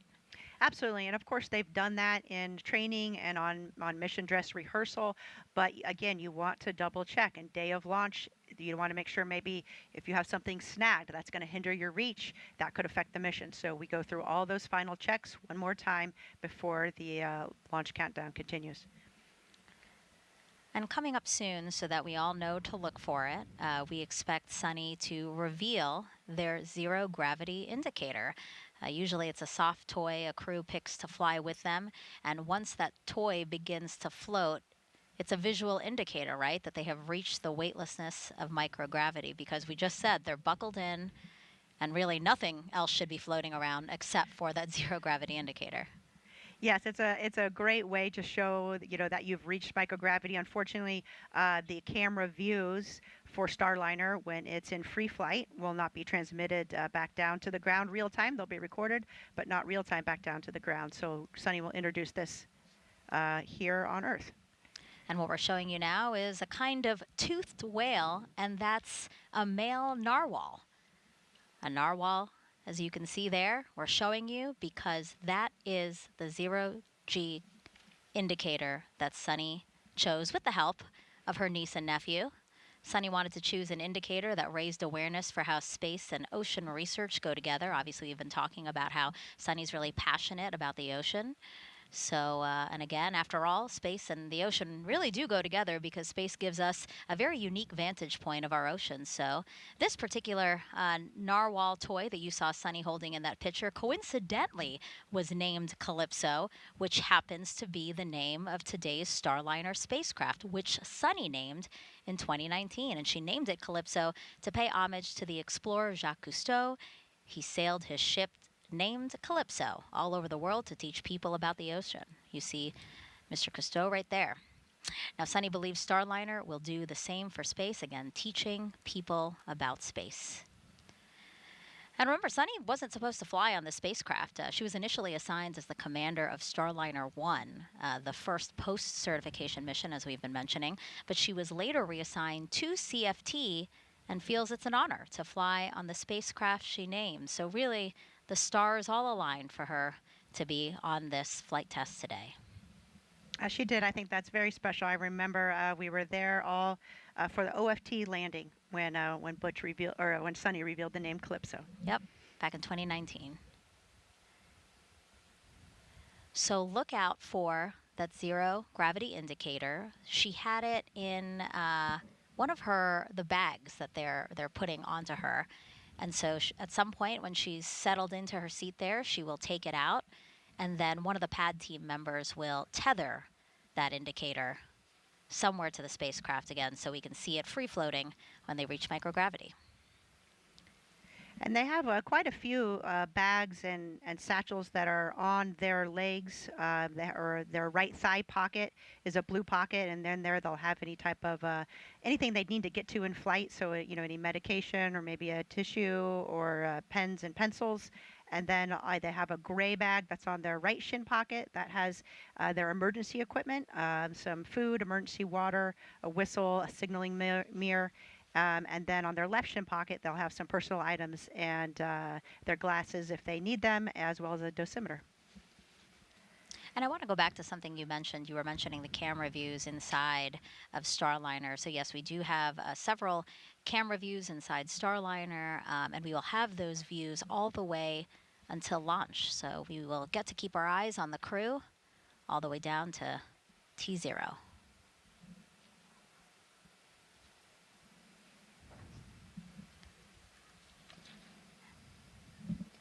Now I want to mention some of the pad team members that we have here. TLC comm check. Starliner Houston, we have you loud and clear, Radar Ground 1 for the PLT. Got you loud and clear as well. So comm checks again between Suni and Houston. It's part of the ingressing process, right? They get into the Starliner spacecraft, they get buckled in, then they do these comm checks with Houston, they do comm checks with each other, and then they do suit leak checks, and then the pad team will make sure that everything that's not supposed to fly to space is out of Starliner before they close the hatch and get ready for liftoff. Absolutely. They'll do one last check with the crew, and the crew is also, their displays are on, and so they're able to see the telemetry on the displays and check their systems, which I know, Butch was personally very excited about, and I agree with him. Seeing the actual data on the actual spacecraft is quite different than what you see in the simulator. Hopefully it matches very, very closely, and I'm sure that it does, but on a launch day, it's real data. And so it's always interesting, something that you want to take the time to walk through all of your subsystems. Yeah, the last time Suni and Butch were in Starliner was a little over a week ago. They were doing another rehearsal for today. And when asked how it felt, Suni said it felt like they're where they're meant to be. It felt like coming home. And Butch is the one who said he can't wait to get in there and see real data and telemetry. So I'm sure he's excited but also focused. Absolutely. I remember thinking at this moment when I launched, it felt so much like a training evolution. And I think that's a testament to how well the teams do in preparing for launch. We run through and rehearse everything, and that's a very comforting feeling because you have a lot on your mind and you want everything to go smoothly. Throughout the broadcast, we've been hearing about each of their backgrounds. Both are test pilots, and both have said that that background in particular has really helped them with this mission. Butch said our backgrounds are why we're here. And again, Suni giving a lot of credit to Butch, saying he's always asking why, and it's really been helpful, especially in a test flight. Especially in a developmental test flight, there is so much to learn, and everybody is working together. But when you have that integrated spacecraft, how those systems come together, especially during an anomaly, is something that takes a lot of trial and learning as you go through that process. And so both of their backgrounds as test pilots have been absolutely instrumental in the development of Starliner. So coming up next, the suit gross leak checks on Suni. Nicole, we know that we might have some new viewers that might not have seen Butch's ingressing and his suit leak checks. So let's talk again about what that is and how that's accomplished. It's basically the same suit leak checks we saw, or essentially the same suit leak checks we saw in the suit up room, right? Yes, it's the same, except for you're plugged into the actual spacecraft. Right. So you have the cabin fans providing that air, but you close your visor, zip the visor, and then increase the pressure of your suit. And we're really checking to make sure there's no leaks. So if you didn't get that zipper all the way zipped, or if there was, some hair caught in there or a tether caught, that would fail your leak check, or if you had another problem somewhere else in the suit. So that's our final check prior to the astronauts launching, that the suits are in good order. Again, the suits are there to protect them in the case of an anomaly. It will provide pressure and breathing air to keep the astronauts safe should there be a problem on board the spacecraft.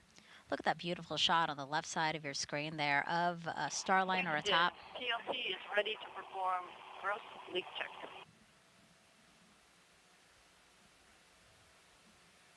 Starliner atop the United Launch Alliance. Starliner Houston, we copy, ready for the gross suit leak check. PLC, your go.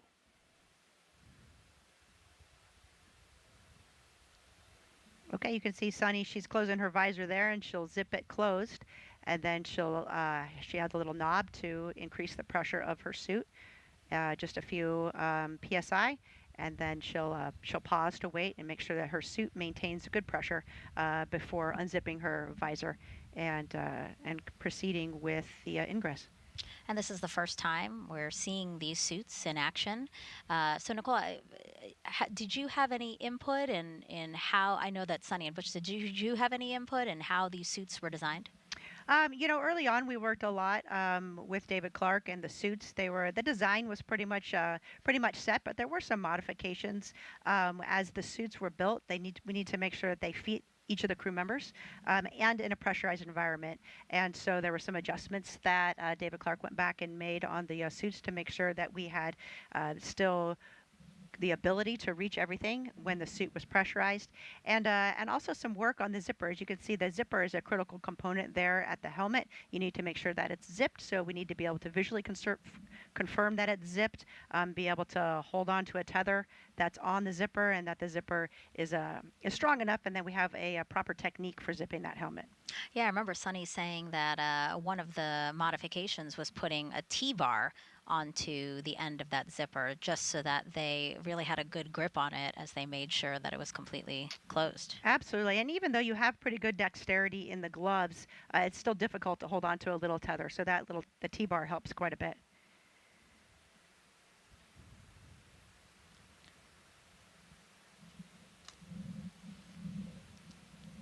Sunny is, of course, a retired U.S. Navy captain and Boeing CFT pilot. Some people might not know this, but Sunny once lived underwater for 9 days while working within the robotics branch of the International Space Station. Did you know that, Nicole?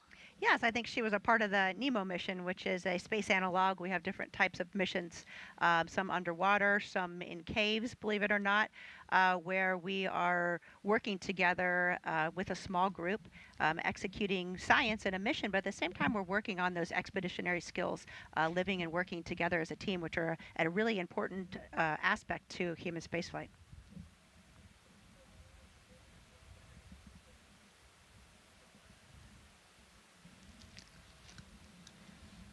Check of the clock, 2 hours, 13 minutes and counting until liftoff of NASA's Boeing crew flight test. Again, just want to spend another moment to call attention to the left side of the screen here and just that beautiful shot that we have of Starliner and Atlas V. Thank you for bringing it up full screen because it is really a great shot. Nicole just turned around. It's directly behind us here at the host desk. Just to take this moment in. It's absolutely beautiful. Sunset happening just about 20 minutes ago here on Florida's Space Coast. I mentioned this before, that things right now are looking good. The pad team had until 1 hour and 55 minutes to ingress the crew. All right, there we go.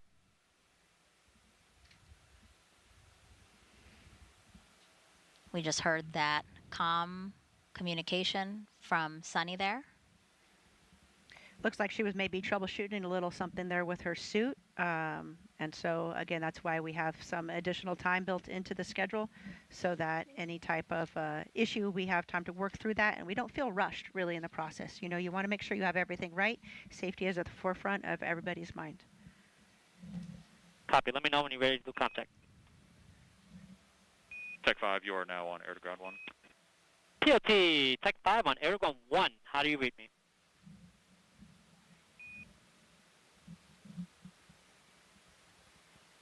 Okay, I do not hear you. Do you hear me? Contact.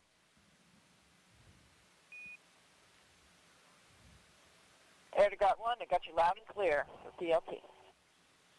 Copy, copy. I got you loud and clear on air to ground 1. Let's go air to ground 2 contact again.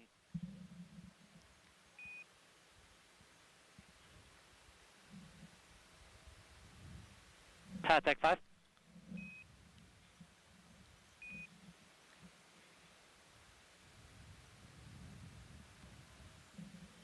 Air to ground 1 is one channel, one way of communicating. Air to ground 2 is a secondary line as well. Again, you've heard our commentators mentioning that they're monitoring, listening to the launch teams who are working this mission. We have some loops up publicly for you guys to listen in and to track how the countdown is progressing. And then there are some other side channels that a lot of work is also done Houston, in the background as well. PLT, gross leak check is complete. Starliner, it's Houston. We copy gross suit leak check complete on the PLT, and I have you loud and clear, Sunny, here on air to ground 1. Okay, I got you loud and clear as well. All right, 2 good call-outs there. Successful communication check with Houston between Sunny as well as a good check of her suit, making sure that it holds pressure as expected. L minus 2 hours, 10 minutes. ECS, Elsie. Tech 5, you're back on air to ground 1. ECS? All right, PLT, PLT. so we confirm they got good airflow per minute. Correct? Roger. PLT, you can open your visor now.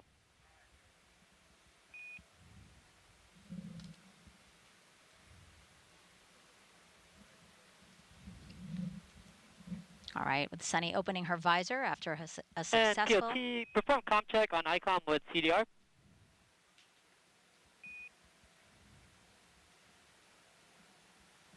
That's a command to do a communication check between Suni and Butch. And while they do that, why don't we hear more about Suni's journey to this moment right now.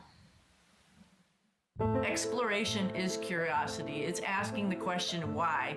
It's taking that next step. Every time we do something for the first time, we're expanding our knowledge. My name is Suni Williams, and I'm the pilot for NASA's Boeing Crew Flight Test Mission to the International Space Station. I feel really lucky to have grown up in a small town outside of Boston, Needham, Massachusetts. It was a great town because we were able to ride our bikes everywhere we went. My brother, sister, and I, we were all swimmers, and it was just a great childhood. My dad was a doctor and also did neuroscience research. We were the strange family who had pictures and diagrams of brains on our dining room table. My older brother went to the Naval Academy. I started researching a little bit, and I thought, well, what the heck, I'll try this out. And when I went, I found that I really loved it. Teamwork, followership, leadership, those opportunities that we had right from the very beginning, and to accomplish something a little bit bigger than yourself. And I think that paved the way for the rest of my career. Got a basic engineering degree from the Naval Academy. I really didn't know what it was all about when I went through that course curriculum, but when I went to test pilot school, all of that stuff sort of gelled together. I was like, oh wow, this is why we do math modeling. This is how we try to predict how change in an engine is going to affect the way the helicopter flies. Time on the International Space Station is priceless. People always ask, do you get bored, or, is it terrible being up there for a long period of time? And for me, I loved every minute. There was always something to do. You wake up, you look at your timeline like, wow, I got to do this experiment today. I got to get ready for a spacewalk. Every day was different. And just life on the space station becomes routine, which is sort of crazy to think about it. At one point in time on my first mission, I was like, I don't even remember really what it's like to walk. I've been flying around for so long. I don't even know what it's like to sit down. I got assigned to the commercial crew cadre in 2015. We went to the companies, found out the shell of their programs, and then actually started working with them to make them what they are today to accommodate astronauts. For Starliner, we've been heavily involved in the last couple of years in the software with the folks doing the development to make sure its capability will allow us to come home. And we've been involved with all the suit development, making sure every different size of person could fit in all these suits and they could operate the spacecraft adequately. We've had our fingers on every single procedure that we work inside the cockpit, as well as operated it with our mission control team to make sure that everything that future crews will do will be right. We haven't had the classic training as we had for Shuttle and Soyuz. We've sort of helped develop the training as well as the hardware. And this is sort of the shape of things to come as we get ready to go back to the moon. All of that is going to be developmental, and we're going to have the same mindset. It's not already established. We all have to be part of this big team to help develop it and make sure that integration, as the astronauts use all this equipment, is going to be top-notch and ready to take us even further.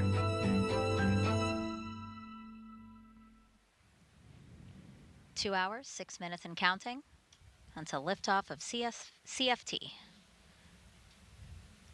Both Butch and Suni inside Starliner, which is sitting on top of a United Launch Alliance Atlas V rocket at Cape Canaveral Space Force Station's Launch Pad 41.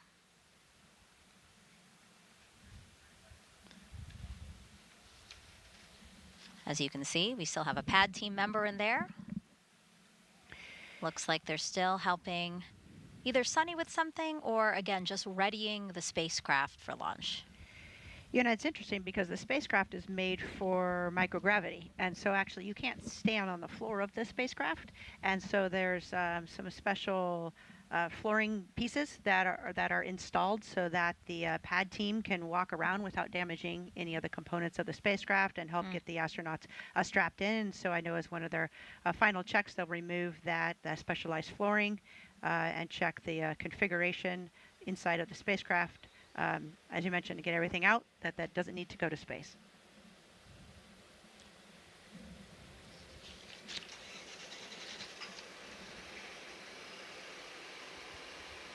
Oh, there it is. It looks like they have taken the narwhal out, and they are finding a place to tether it.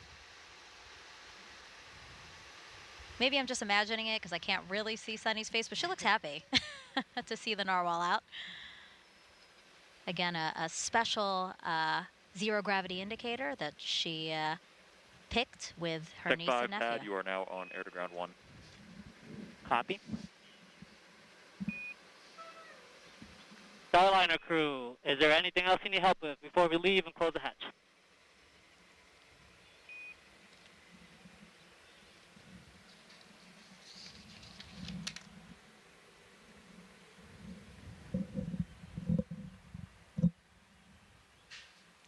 Waiting to hear if Butch and Suni say anything over the loops.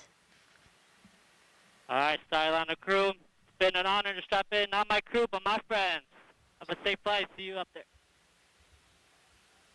I love that. Sounds like strap-in, everything went well.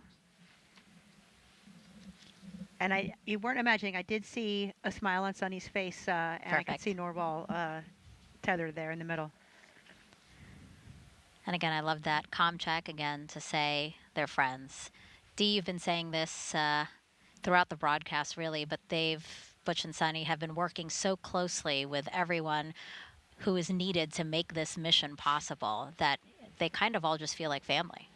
Absolutely. You know, we've been working with them for years. They've been a part of, just as Nicole mentioned, all of the processes, all of the training, making sure that the spacecraft works as it is supposed to. And of course, now they're both on this flight test where they're going to do this mission and confirm that. So, you know, we have gotten very, very close with them. And this is an exciting moment for us to see this. And looking forward to seeing them lift off and begin this mission. You know, it's interesting because you think of, you know, Butch and Suni, of course, are the astronauts on top of the rocket right now and the ones going to space, but they really do represent, you know, that huge family of NASA and Boeing and everybody that's worked so hard to get to this point. Go ahead, AC. Okay, evaluating the SRV, we're most likely getting above the call cycles of this valve. We still have 2+ hours to go, so most likely exceeding the fall value. We do not have a path to proceed further at this point. Roger. So at this point, your recommendation is to secure operations for today? That is correct. Roger. LD, LC on channel 1. Yes, sir. LD concurs with that. Roger. Flight and Slick, channel 1. Flight here. Slick's on channel 1. Yeah, Roger. So the engineering team has evaluated the vehicle is not in a configuration where we can proceed with flight today. So we're going to initiate our scrub and recycle operation. Roger. Flight copy. Roger. And if you're just joining us, I'll look at the clock Well, here. personnel, this is LC on channel 1. Let's turn to page 187, scrub crew egress operations.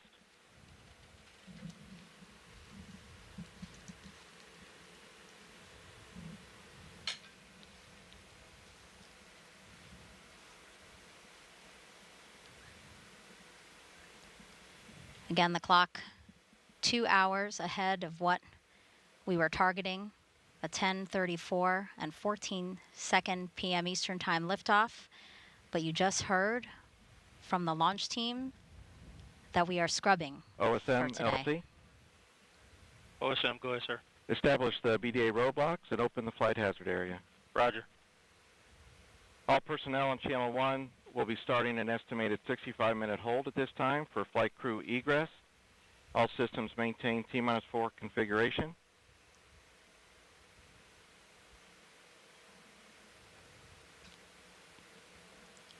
As we hear some communication between team members, let's get it over to ULA's Dylan Rice to walk us through what we know so far and what we can expect moving forward today. Thanks, Megan. So the team has had some observations on an oxygen relief valve on our Centaur second stage, and the team is just not comfortable with the signatures that they're seeing, the response out of that valve, and so out of an abundance of caution, we are not going to continue with our launch operations today. And as you heard, the Chief Launch Conductor Doug Lebo call the team there and have the team prepare for scrub operations and to prep for removal of the crew from Starliner. So next steps, the team is going to be maintaining the configuration of the rocket, and we'll begin the process of egressing the crew. And once the crew is egressed and the blue team is safely left the pad, at that point we'll begin detanking the rocket and securing for the evening so that teams can continue to review data and troubleshoot the signature noted with the valve on board Centaur. Channel 1. Disappointing. Go ahead, sir. Sunny, Yes, sir. said, So you may have heard on Channel 1 we're standing down for today. So start and initiate getting the vehicle in configuration to egress the crew. Roger, Wilco. As I was saying, Sunny even said, nothing special about this date on the calendar. We will go when we're ready. Not today, but we'll try this again.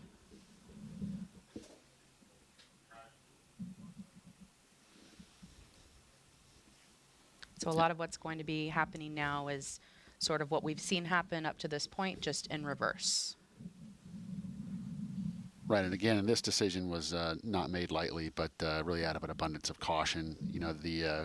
We say that the rocket business is a business of 10 million details, and only when all 10 million details are correct and where you want them to be do you let your rocket fly. So for today, we're going to go back and Slick LC Channel 1. LC, you have Slick. Yeah, Roger. So I'll rely on you timing-wise to let me know when you're ready for the CTV convoy to return to pad. Yep, I was working that right now. Roger. So again, for now, we'll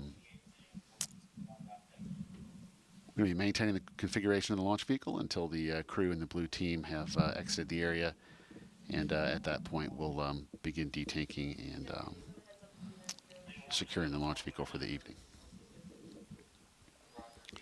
So for now, I think we'll turn it back over to Megan at the host desk. Thank you, Dylan. Again, just a recap for folks, about 4 minutes ago, the launch team decided to stand down from the launch attempt today. Dylan noting for us that the ULA folks and the launch team, they decided to, out of an abundance of caution, to stand down because they saw something off nominal with an oxygen relief valve on Centaur. So right now we are looking live inside the White Room, where the pad team will begin procedures to help the crew out of Starliner, out and down the crew access tower. And then we also heard that plans are in place to return the Astrovan to the pad to pick up the team and return them to astronaut crew quarters. Now, Nicole, walk us through what we expect to see. There are obviously procedures in place for this exact thing, if needed. Absolutely, and this is trained and rehearsed multiple times as well, and so ULA will make sure the rocket is in a good state, and they will follow their procedures. As far as the crew specifically, since the hatch wasn't closed and ordnance wasn't armed, it's quite simple for the crew. They'll wait for some callouts to make sure that the spacecraft's in a good config. That will be putting the comm, demerging the comm channels, transitioning back to ground power, and making sure that the prop system is all secured. And then the crew will egress. They'll pretty much do exactly what they did to get in, but an opposite with help of the pad team. Okay. Do you know how long we expect that to happen? Is this a long process, or for the most part, this is pretty easy once we know it is safe for them to start getting out? Once the rocket, we know the rocket's in a good config and they give the go, it's relatively quick to make sure that... RLM-11. Go ahead. RLM line items disabled for red line report. Roger. P&E2, LC. Go ahead. Secure CEC and activate safing purge. Roger. And you hear the comm... FTS, LC. FTS. Secure RF FTS and GPS metric tracking. Roger. That's the comm there from ULA. They are following their specific, procedure, and it's really just true professionals executing the scrub on the ULA side, as well as Boeing. CEC secured and saving purge active. Roger.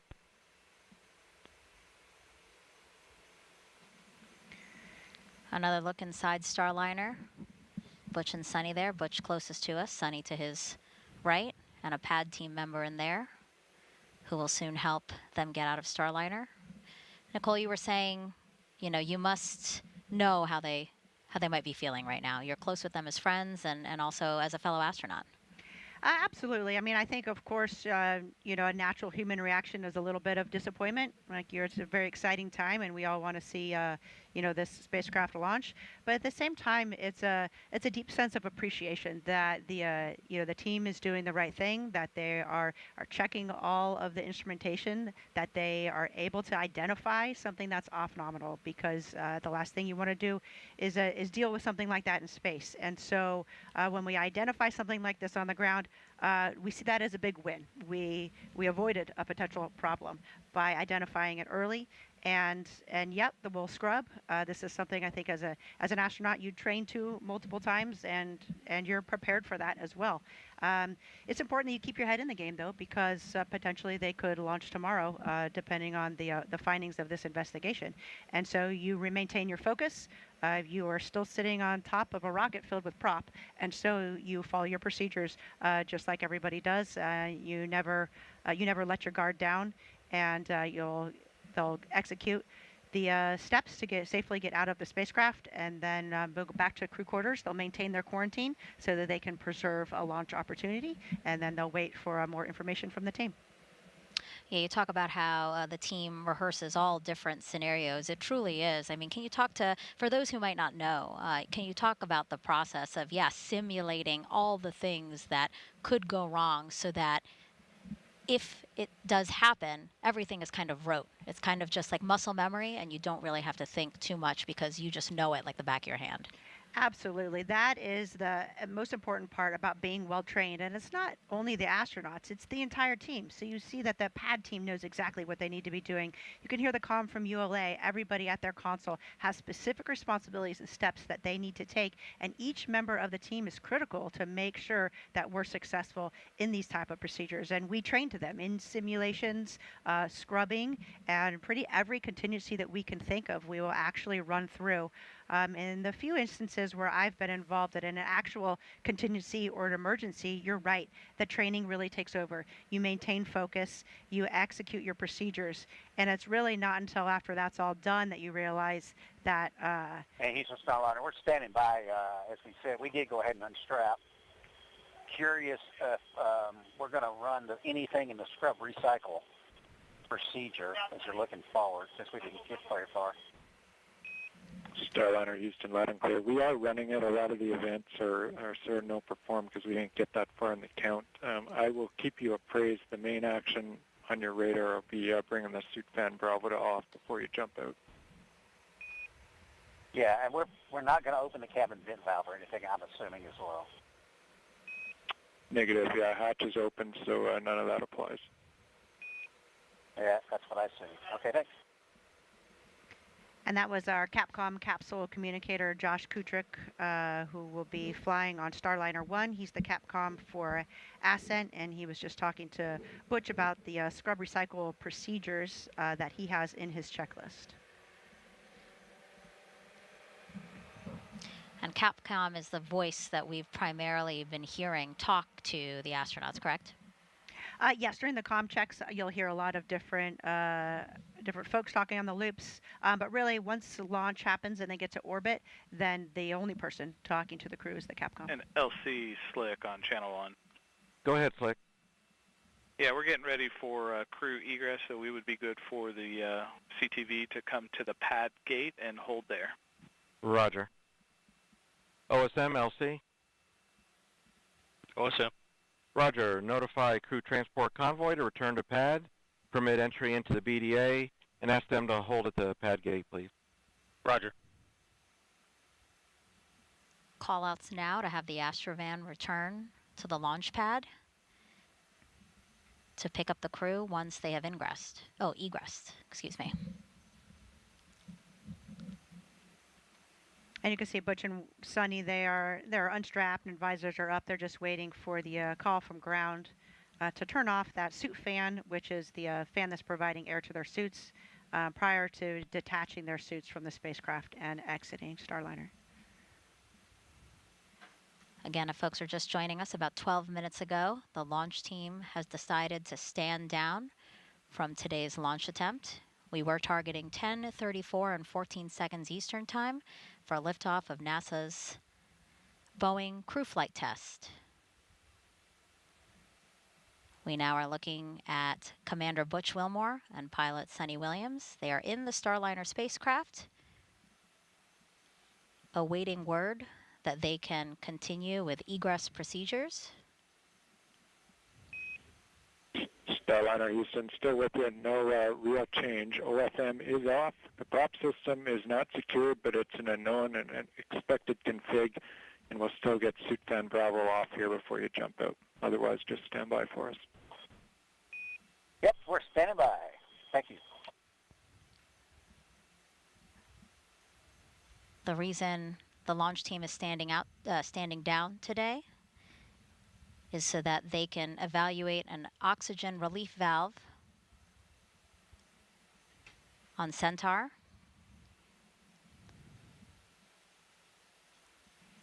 That's the second stage of ULA's Atlas V rocket. Nicole, some of those call-outs we just heard over the operational communication loops, or nets as they're called, again, just taking steps towards safing the launch vehicle, right? Yes, ULA is working towards making sure the launch vehicle is in a good config, and then Mission Control is focusing on Starliner, the spacecraft itself, to make sure that the systems are in the proper configuration before the astronauts exit the spacecraft. And I think you heard the call there from Josh that the final thing will be to turn their suit fans off. And so the controllers in Mission Control, the flight controllers are now sending commands, to the spacecraft to get it in that good config, and then Butch will send that final command for the suit fan. Throughout the show, we've had commentators across NASA, Boeing, and ULA monitoring the launch. So why don't we head back over to our ULA commentator, Dylan Rice, who continues to monitor what's happening now as we take steps to egress the crew.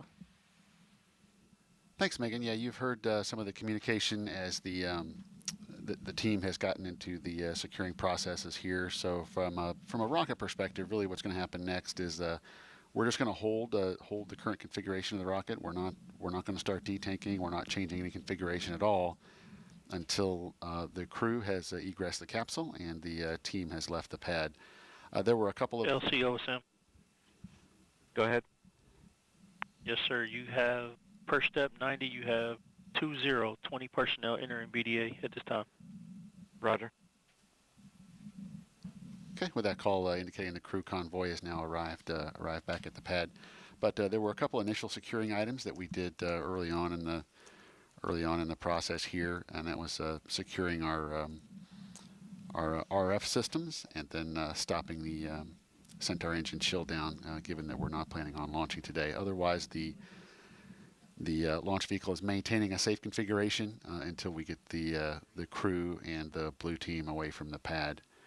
And in a situation like this, if we see any data signature that is not something that we have seen before, then we are just simply not willing to take any chances with what is our most precious payload. So we're going to take a step back, go review that data, go understand why this signature is different from what is in our previous experience base, and then we'll take whatever action required before we reattempt a launch. So for now, the team is going to continue to watch over the launch vehicle as the crew gets ready to egress the capsule. The 3 members of the ULA Blue team now are going to be standing by, waiting to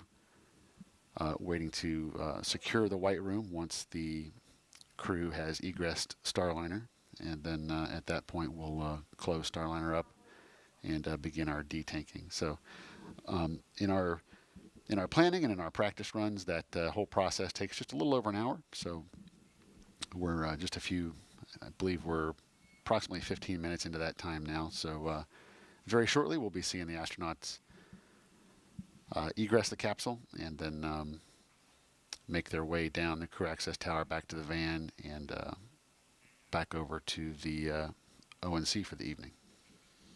And of course, all of our teams do so much training, so many run-throughs, and scrubs are no different. We run through good days, and we also run through scrubs. So this is not the first time these teams are going through these motions, even though this is the first time we have had a crew on Starliner.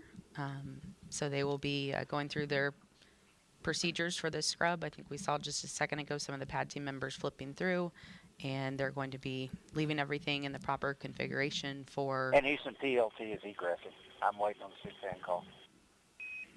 Copy, we still got good video, and we will call you for suit fan Bravo. Thanks. Okay, up. All right, so Butch just waiting now while Suni gets out first. Just like we saw Butch going first, Suni come in second. They'll go. And Starliner, Houston, for CDI this time, we see you getting out. As soon as you are on your way out, you're going to shut that suit fan Bravo off. Let us know when it's off. Welcome. And Suni making her way out of the spacecraft now. The pad team there to help her get out. You know, Lauren, just like we talked about when we started the built-in hold as we prepared to load the astronauts, this countdown has really been developed to support, you know, not only just 2 astronauts but 5, even 7 astronauts on Starliner, right? So the same thing with the egress procedure. When it comes time to pull astronauts out, the time that we've got allocated could support as many supports pulling a full complement of astronauts off of Starliner. That's not what we're doing today. We've just got Butch and Suni on board, and so you know, it is possible that we'll be moving much more quickly into our scrub detank operations. But for now, we've got bookmarked that 65 minutes to get the crew off, but probably will not quite take that long, given that we're only pulling two people out of Starliner. And of course, this happened early enough in the countdown that the pad team was still there. We didn't have to wait for the pad team to return and help them get out.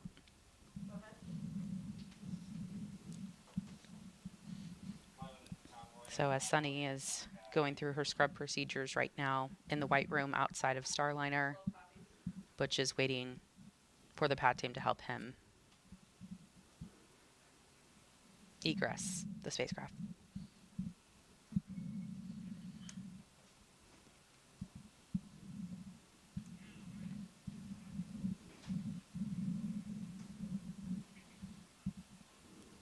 And again, these are contingency procedures that, just like the launch procedures, we have exercised these contingency procedures as well for launch scrubs and having to come down off the tower and head back to the ONC. So nothing new to this team. This team has been through these procedures, and they're very well understood. LC Slick on channel 1.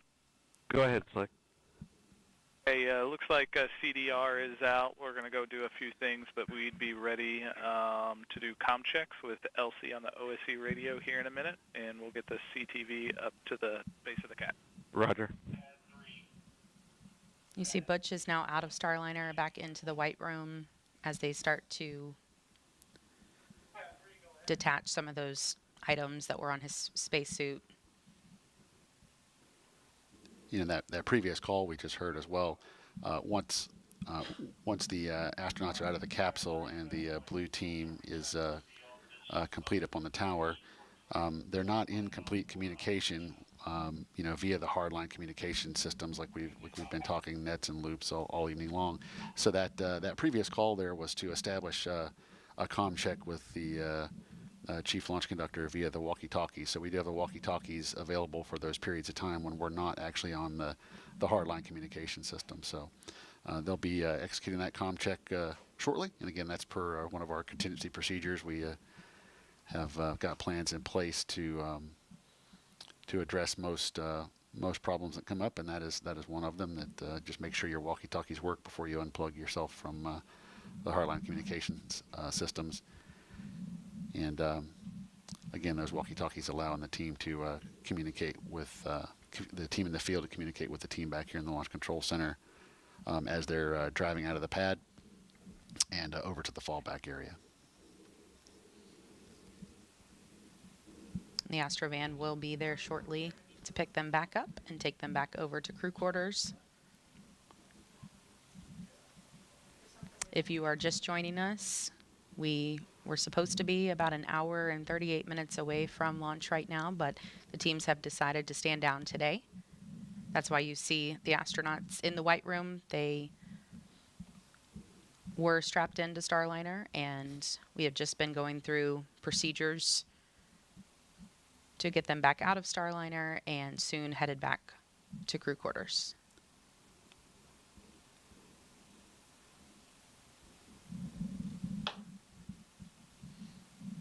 A lot of the things we walked you through earlier, they're doing in reverse right now, just to make sure that everything is in the proper config for the next attempt. You know, Dylan Suni recently was talking to media, and she made the comment that one of her... OSM, LC. OSM, go ahead, sir. Roger. Crew transport vehicle is clear to proceed to the CAT. Roger, copy that. All right, so the Astrovan will be pulling up to the crew access tower now to come pick up Butch and Suni.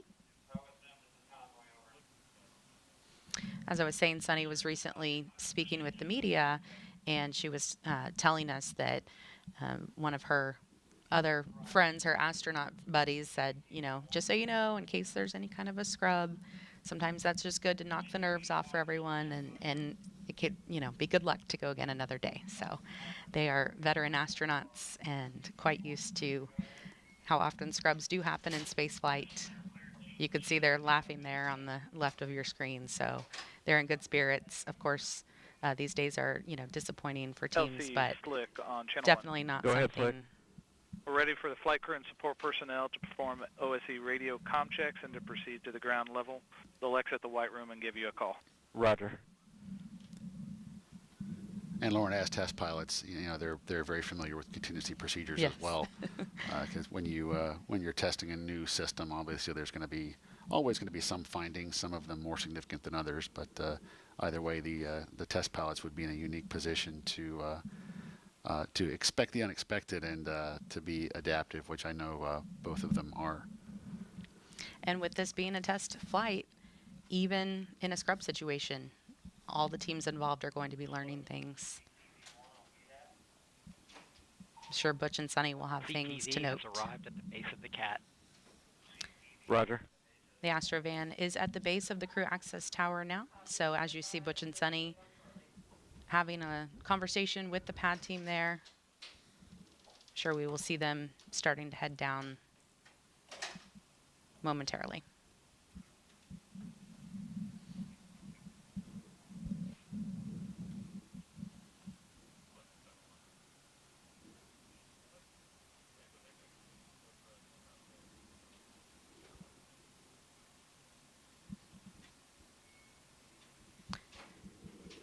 Teams on some of the side nets are telling us the crew egress procedures are complete.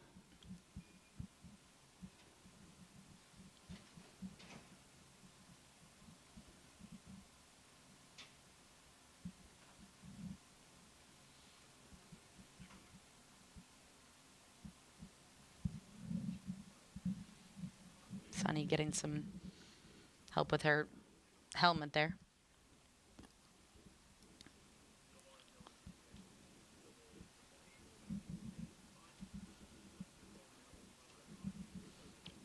All right, they are on the move.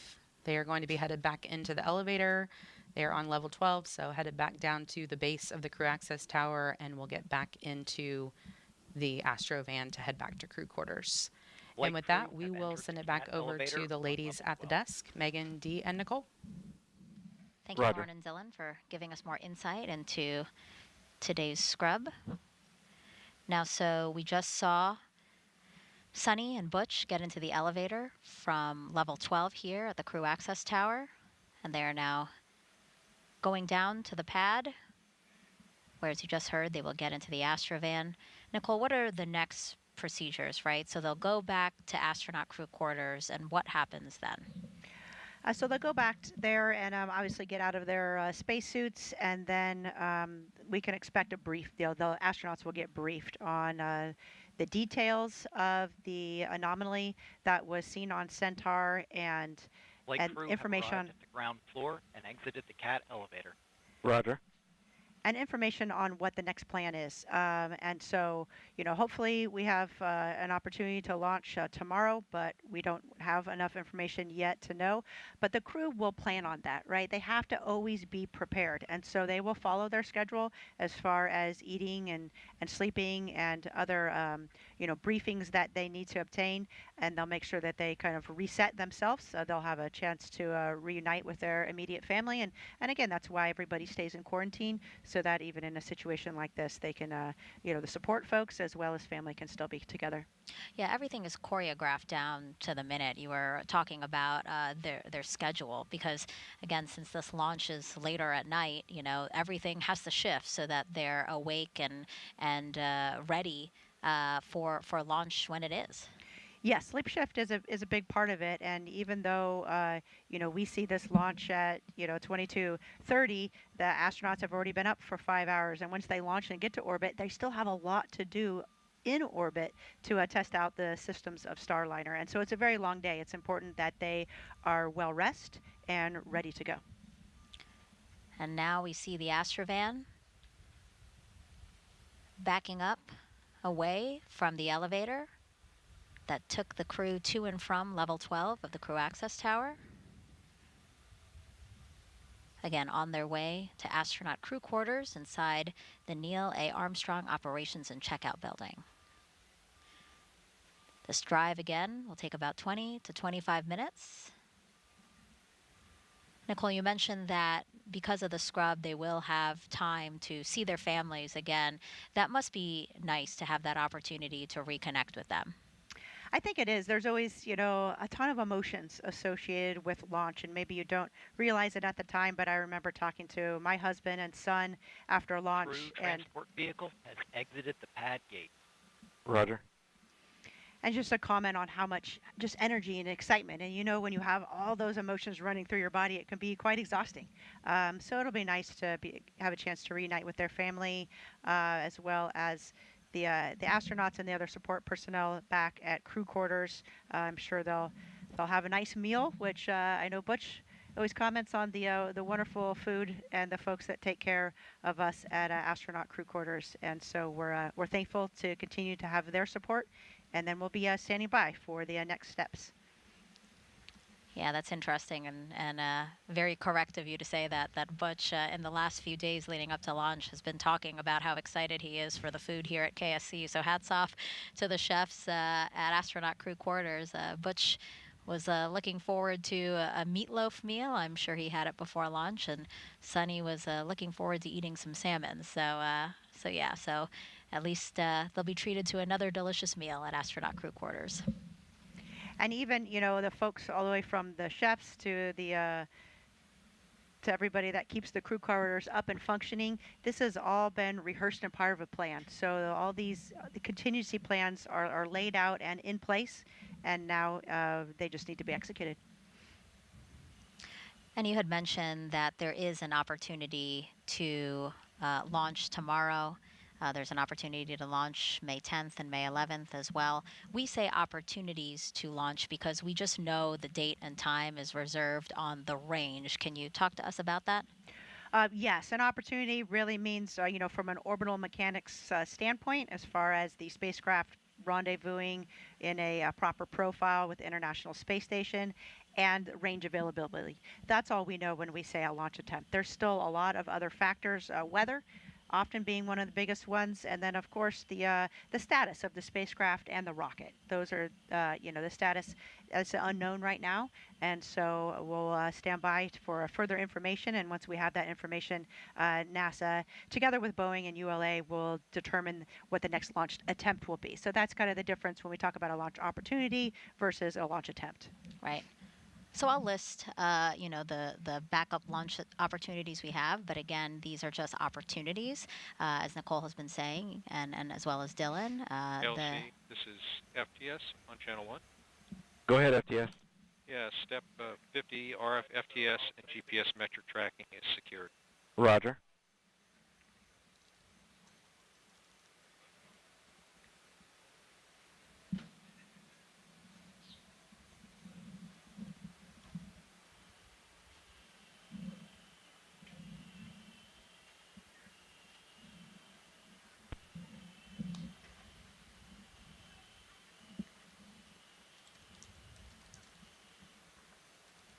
If you're just joining us, about 30 minutes ago. LCOSM. Go ahead. Yes, sir. 22 personnel have exited BDA area. Roger.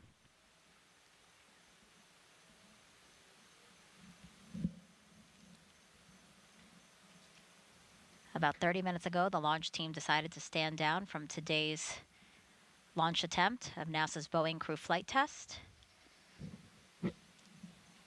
Out of an abundance of caution, the launch team wants to reevaluate an oxygen relief valve on the Centaur, which is the upper stage of the Atlas V rocket.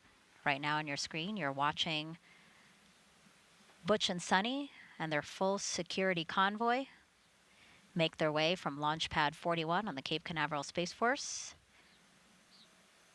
Station, and they will make their way through Kennedy Space Center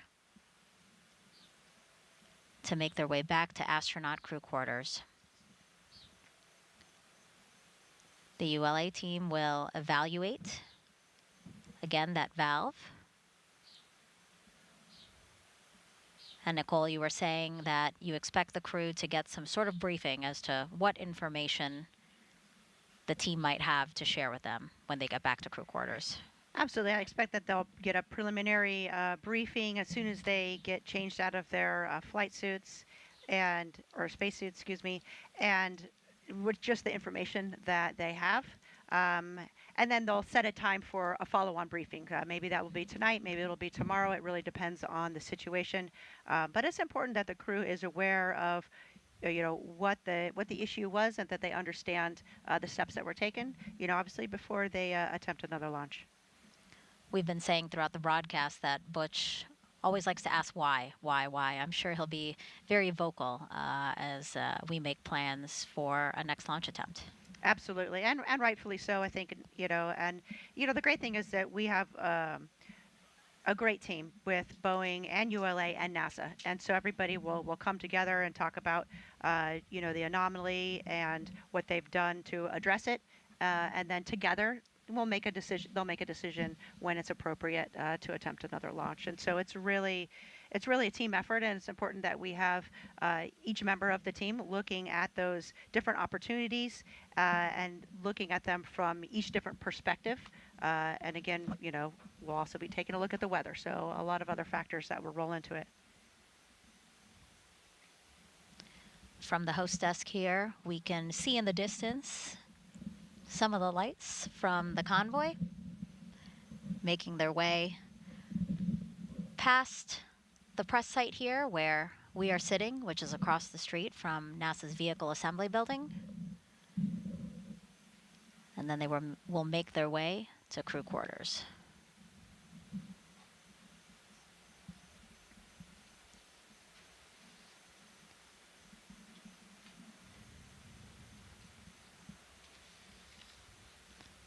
Nicole, you said again that this was all prepared for and thought of in case this did happen, and we did see very quickly how everyone knew what to do. Yes, sir.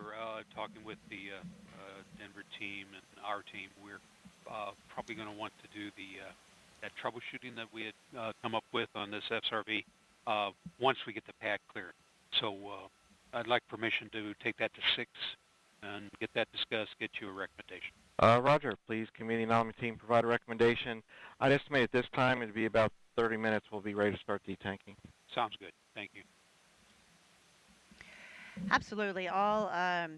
Everything is rehearsed from what we call nominal operations, where everything goes perfectly smooth, to little issues, so that everybody's aware how to troubleshoot those and what their roles and responsibilities are, as well as a scrub, as well as major contingencies. We really practice all of those different scenarios so that the team is prepared.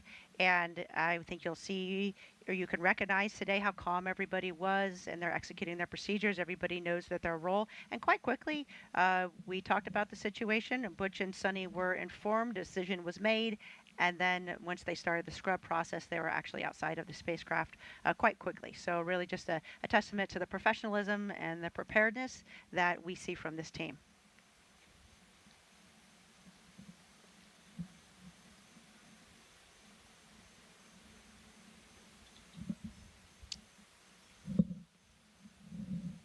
And I think we see the Astrovan passing the press site and the VAB right now.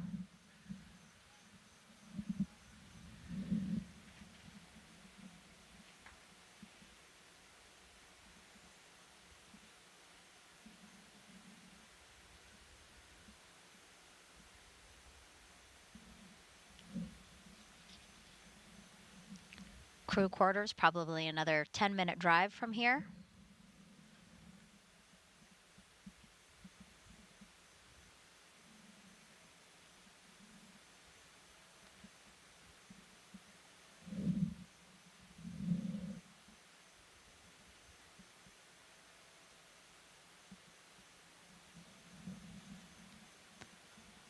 This crew flight test, a historic one, only the 6th time that NASA will fly a new crew transportation vehicle.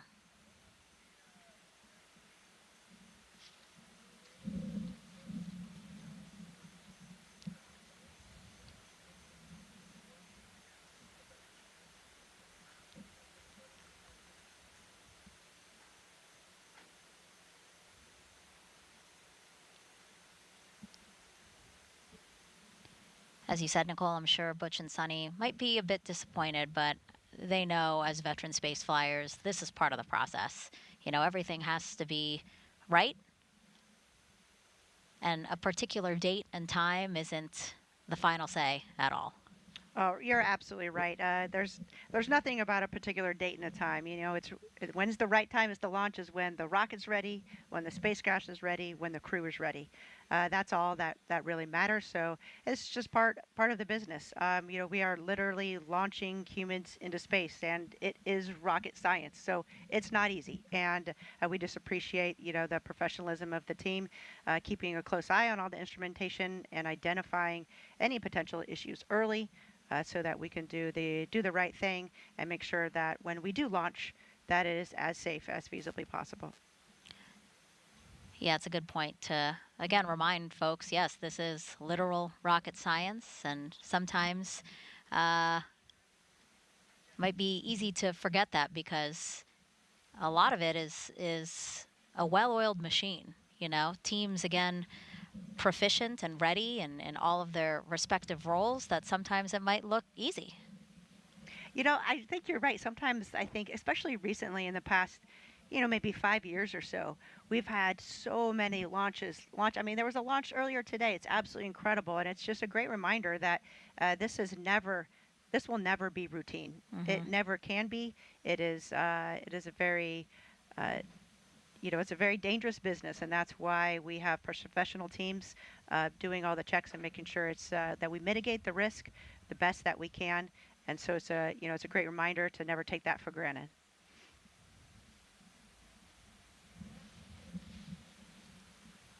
Anything you might want to say to Butch and Suni tonight? I mean, actually, do you plan to maybe have an opportunity to touch base with them, and what might you say to them? I'll shoot them a text, but I'm sure they'll be quite busy with seeing their family, and I'm sure that from their family and friends, you can imagine how many texts and phone calls they're going to get. But I think it's important that they maintain focus, and they know that too. So I think a lot of folks, especially in the astronaut corps, will kind of just leave them alone, knowing that they have a lot to deal with, a lot going on. They need to stay in the game because potentially they could launch tomorrow, since there is a launch opportunity. And I can just imagine Butch with a smile on his face saying, "Yeah, well, this is human spaceflight. That's the way it goes," And he and Suni thinking of this as just another great rehearsal for the entire team to walk through. And the next time they have an opportunity to walk out and ingress the spacecraft, you would expect it to go even smoother, and they're going to feel even more comfortable doing that. So I think that's the correct mindset to have. That's the best way to go about it. He actually just reminded me, Butch, in one of the recent interviews was asked, what do you think of setbacks? If there's a setback, what do you think of that? And he goes, they're not setbacks, they're steps forward. So as you said, another rehearsal, another opportunity to fine tune anything to make sure that the next time is even better than the last. Absolutely, and a great reminder that this is a developmental flight test. And this is, as you mentioned, we've only done this 6 other times in the history of humankind, and so it is a big deal. And every time we learn something and we overcome that challenge and we move forward, and that is a step in the right direction. That is progress. We're going to see the convoy turn left here in just a few seconds, and then it's a straight shot back to the operations and checkout building here at Kennedy Space Center, where the west wing of the 3rd floor, that is the astronaut crew quarters, a historic area of the ONC, where Butch and Suni will go back to for the night. Butch and Suni have extensive experience launching. Obviously, each of them have launched twice to space, but they've also supported other astronauts launching from Kennedy Space Center multiple times. Butch specifically was a Cape Crusader back in the day, so he was, specifically a crew member that came out to support launches, and that's a lot of back and forth. And I'm sure he's seen a lot of scrubs and taken a part in successful launches and days when it's just not going to be our day to launch, and you're going to come back and launch another day. So, he's seen it from the perspective of a crew member as well as the perspective of a support astronaut. In fact, Butch has flown the T-38 across the Gulf of Mexico 458 times. Oh, wow. And you know how I know that? He counts every time it tells us. Yes. Very meticulous. As a true naval aviator, yes, he's very proud of it. But it really just shows his extensive experience that he has in human spaceflight. Mm-hmm. And Suni too. Again, we've been listening to their backgrounds throughout this broadcast, and they both bring so much knowledge and experience to this moment. So, really honored to get to watch them take us through this developmental program and this flight test. And when they launch, it'll be really exciting to see. Absolutely, and you see their demeanor, right? They're very calm, cool, and collected, shaking hands with everybody, and that's what a veteran astronaut does. And they really set the example for all the astronauts and really, all humans, how to deal with, a situation that didn't go exactly as planned. You do it just like Butch and Suni are doing here.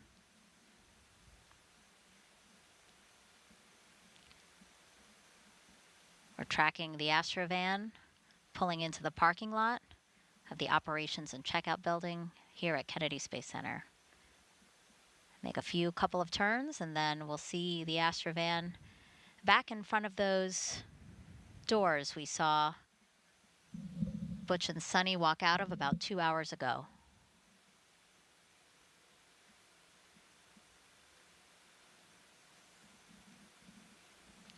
Looks like we have a couple of NASA astronauts there for their arrival.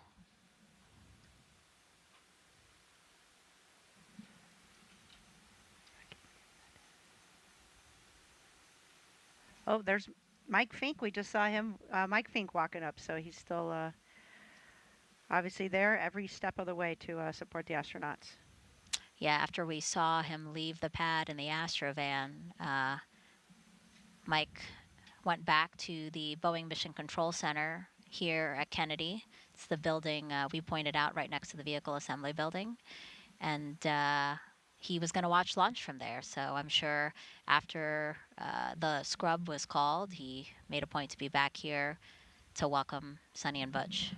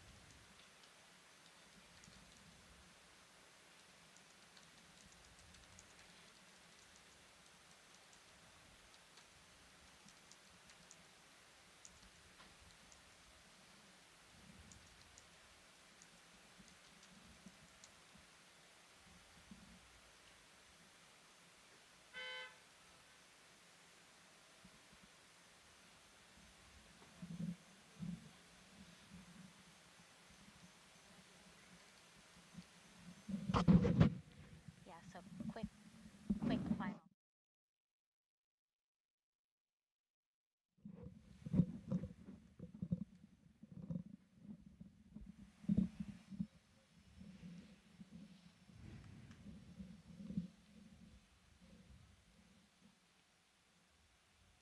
And if you're just joining us, welcome to Kennedy Space Center in Florida, where at about 8:34 this evening, the launch team decided to stand down from today's launch attempt of NASA's Boeing crew flight test. That was after the ULA team decided to reevaluate an oxygen relief valve that's on the Centaur upper stage. So that's the upper stage of the Atlas V rocket. If you have been watching us, you saw just a few minutes ago NASA astronauts Commander Butch Wilmore as well as pilot Suni Williams.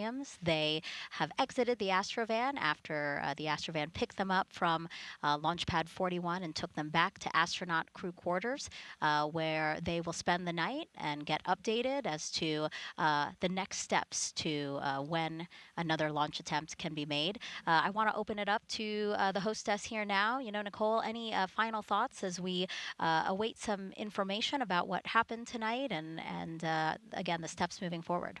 Of course, just a really professional job done by the team in identifying a potential issue and then initiating the scrub. It was executed as planned, and the astronauts are now back at crew quarters, and they'll receive a briefing on the next launch opportunity, and hopefully that is soon. But in the meantime, we'll be standing by, and I know we all feel maybe a little bit disappointed, but this is a human spaceflight, and that's the way things go. There's a lot that goes into launching humans safely from the planet, and so I think that I just feel, thankful that this potential issue was caught early, and that everybody is safe, and we're looking forward to another attempt soon. Yeah, well said, Nicole. And Dee, from Boeing's standpoint, anything you'd like to say? Absolutely. Of course, safety is our top priority. So, and this is no different. We really appreciate ULA's partnership throughout the Boeing Starliner program and their work with commercial crew. And, we'll fly when we're ready. Right. All right, so with that, we want to pull up on the screen right now the link to the commercial crew blog, and that is where we will post the latest information about an upcoming press conference that we do plan to have. We do want to be able to share with you what we do know about the reason why we stood down today from launch. So again, take a look at your screen, blogs.nasa.gov/Boeing crew flight test. Again, that's where you can go to find out when we will have that press conference, which will be on NASA TV. So again, you are watching NASA TV right now, so this is the place where you'll be able to watch that press conference. We're aiming for about an hour or so. But again, we do want to give our teams as much time as they need to gather the most accurate and timely information they can for you.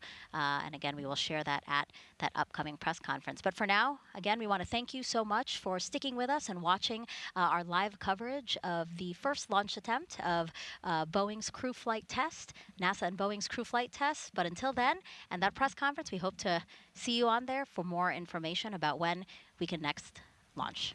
Have a good night.